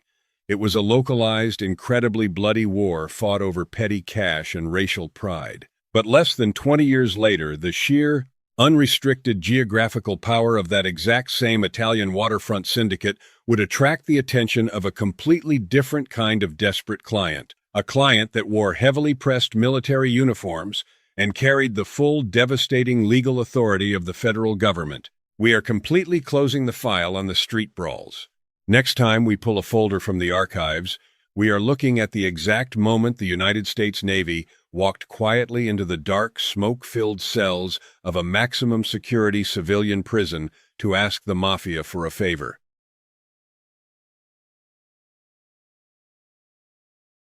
February 1942. The eastern seaboard of the United States was a completely exposed, highly vulnerable flank. German U-boats were aggressively prowling the Atlantic, sinking American merchant vessels just miles off the coast of New Jersey and New York. The United States had just entered the Second World War, and the military apparatus was operating in a state of absolute suffocating paranoia regarding domestic espionage. The United States Navy held jurisdiction over the massive commercial ports, but they quickly realized they had absolutely no actual control over the physical waterfront. The docks of Manhattan and Brooklyn were a closed, heavily insulated society. Tens of thousands of Italian and Irish immigrants worked the piers, and they answered to exactly one authority. It was not the federal government. It was the criminal syndicate. The absolute breaking point occurred on the afternoon of the 9th of February, 1942. The SS Normandie, a massive, highly luxurious French ocean liner that had been seized by the U.S. government and aggressively converted into a troop transport ship, was moored at Pier 88 on the Hudson River. It was the largest, fastest vessel of its kind capable of carrying thousands of soldiers directly to the European theater of operations. Shortly after 2 in the afternoon, a spark from a welder's acetylene torch ignited a massive pile of highly flammable life preservers in the main lounge. The fire spread with devastating speed. The ship's internal fire suppression systems had been completely disabled during the refitting process. Plumes of thick, heavy black smoke choked the Manhattan skyline as fireboats pumped freezing river water onto the upper decks. The sheer weight of the water caused the massive ocean liner to capsize completely in the shallow mud of the slip. A $60 million military asset, which translates to roughly $1.1 billion in today's money, was completely destroyed before it ever carried a single soldier. The official naval inquiry later determined the fire was a massive industrial accident caused by gross negligence and poor planning. But the naval intelligence officers stationed in New York did not believe in accidents. Commander Charles Haffenden, operating out of the 3rd Naval District, was utterly convinced the fire was an act of deliberate sabotage, orchestrated by Nazi sympathizers embedded directly within the dockworker unions. Haffenden realized his uniformed agents could not penetrate the heavy silence of the ethnic waterfront neighborhoods. When federal agents walked into the local Italian cafes in Red Hook or Hell's Kitchen to ask questions, the patrons simply stopped talking, looked at the linoleum floor, and completely ignored them. The Navy needed an inside operative. They needed men who already ruled the piers through sheer blunt force trauma. In an act of absolute staggering desperation, the United States military decided to recruit the Mafia. Haffenden authorized his intelligence officers to contact Joseph Sachs Lanza, the syndicate boss who maintained an iron grip on the Fulton fish market. Lanza controlled the fishing fleets that operated off the Atlantic coast. The Navy wanted those fishing boats to act as an early warning system for German submarines. Lanza agreed to help, but he flatly told the naval officers that his influence was strictly localized. If the federal government wanted complete, absolute security across all the commercial piers on the eastern seaboard, they needed to talk to the supreme architect of the National Crime Syndicate. They needed to negotiate directly with Charles "Lucky" Luciano. There was only one massive logistical problem with this strategy. Luciano was currently serving a 30 to 50-year sentence for compulsory prostitution in a state prison. Luciano was locked inside the maximum security facility at Dannemora, known heavily on the street as Siberia, located near the freezing Canadian border. The Navy approached Meyer Lansky, Luciano's closest friend and financial advisor, to act as the primary intermediary. Lansky, a Russian Jewish immigrant who deeply despised the Nazi regime, was more than willing to broker the meeting between the mob and the military. I have read the heavily redacted naval intelligence files regarding this specific negotiation, and it absolutely annoys me how easily a convicted mobster managed to bend the federal government entirely to his will. Luciano agreed to lock down the waterfront, but he demanded a massive concession. He refused to conduct military operations from the freezing isolation of Dannemora. He wanted to be moved closer to his people. The state of New York, heavily pressured by the Office of Naval Intelligence, completely caved. On the 12th of May, 1942, Charles Luciano was quietly transferred to Great Meadow Prison in Comstock, a facility located much closer to New York City. The prison administration granted him unprecedented privileges. He was allowed to conduct private, unrecorded meetings with high-ranking mafia associates like Frank Costello and Meyer Lansky. The unholy alliance was officially dubbed Operation Underworld. Luciano sent the word down through his lieutenants to Albert Anastasia, the ruthless executioner who controlled the Brooklyn docks. The directive was simple and absolute. There would be absolutely no labor strikes on the waterfront for the duration of the war. Any dock worker suspected of holding fascist sympathies was to be immediately neutralized by the crews. The syndicate enforced the Navy's mandate with their usual administrative precision. If an immigrant dock worker openly praised Mussolini in a local tavern, he was not arrested or interrogated by federal agents. He was simply pulled into a dark alleyway behind a commercial warehouse and beaten severely with heavy iron pipes until his jaw shattered. The physical violence was highly efficient and completely untraceable by the plot. But this efficiency came at an incredible cost to the innocent civilians living in these neighborhoods. Honest, hard-working Italian immigrants were suddenly caught in a massive vice. If they spoke to the naval intelligence officers, they risked violent retaliation from the local syndicate enforcers. If they failed to cooperate with the mafia bosses demanding heavy labor quotas, they lost their jobs and faced severe injury. There was a highly respected baker in Lower Manhattan named Pietro. He had emigrated from Naples 20 years prior. He had absolutely no ties to the underworld and no interest in global politics. He simply wanted to sell bread to his community. When a group of young agro-syndicate enforcers demanded he allow them to use his basement to store illegal weapons for their waterfront patrols, Pietro politely refused them. The enforcers did not negotiate. They returned the following night, smashed his heavy glass display cases with baseball bats, poured highly toxic industrial bleach over his massive flour reserves, and broke 3 of his fingers with a heavy iron wrench. They told him it was a necessary sacrifice for the war effort.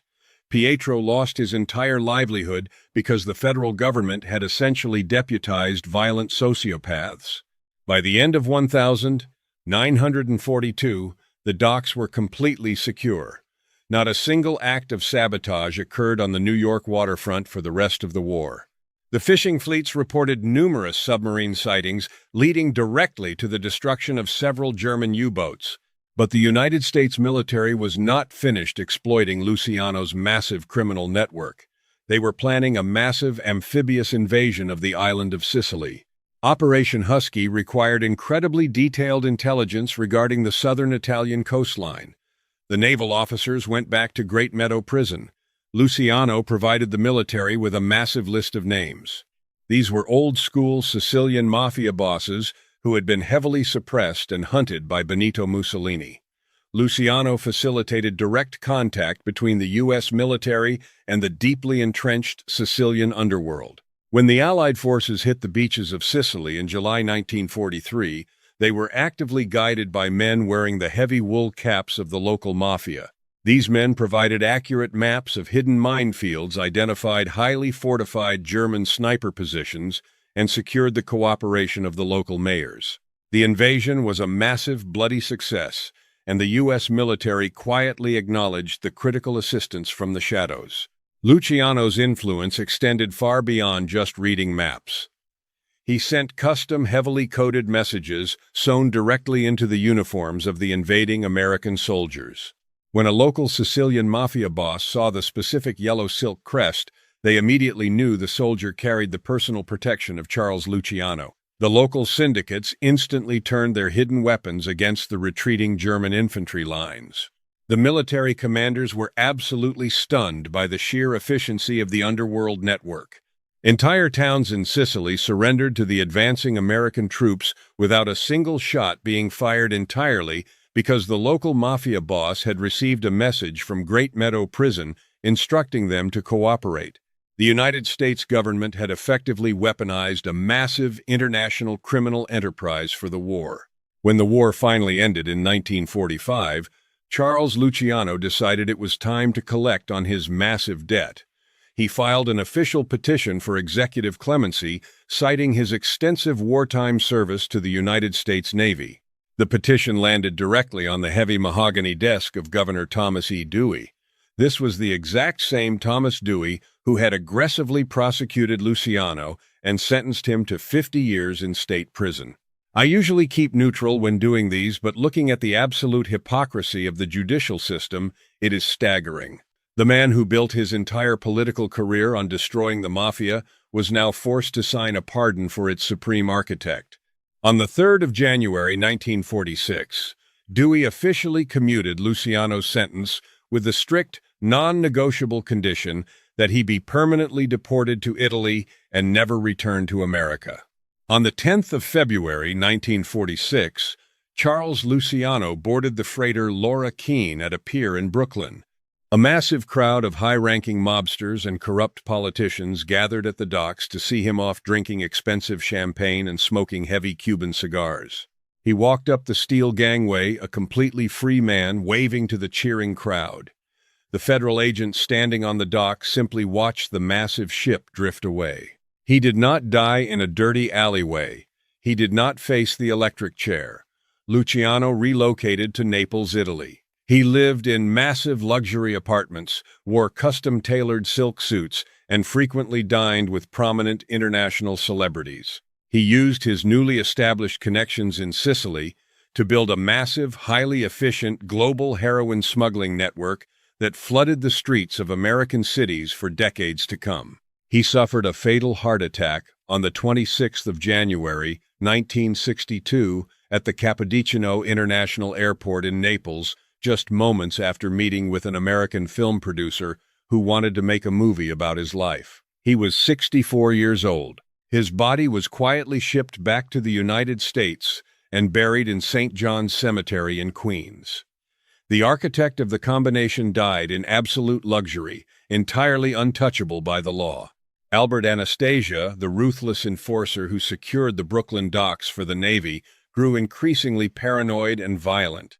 He was assassinated on the 25th of October, 1957, while sitting in a leather barber chair at the Park Sheraton Hotel in Manhattan. Two men walked in with their faces covered, fired multiple heavy-caliber rounds into his head and back, and completely vanished into the morning traffic. He was 55 years old. Meyer Lansky, the brilliant financial mind who brokered the unholy alliance, managed to evade federal prosecution for his entire life. He built massive casino empires in Cuba and Las Vegas, funneling hundreds of millions of dollars into hidden offshore accounts. He died of lung cancer in a highly expensive hospital bed in Miami Beach on the 15th of January, 1983. He was 80 years old, having never spent a significant day in a cell. Commander Charles Haffenden, the naval intelligence officer who initiated Operation Underworld, suffered a severe nervous breakdown shortly after the war. The immense stress of operating completely outside the boundaries of military law destroyed his career. He resigned his commission and died in total obscurity. The official records of the Navy's collaboration with the Mafia were heavily classified and hidden for over 30 years. We have closed the final folder on the desk for today.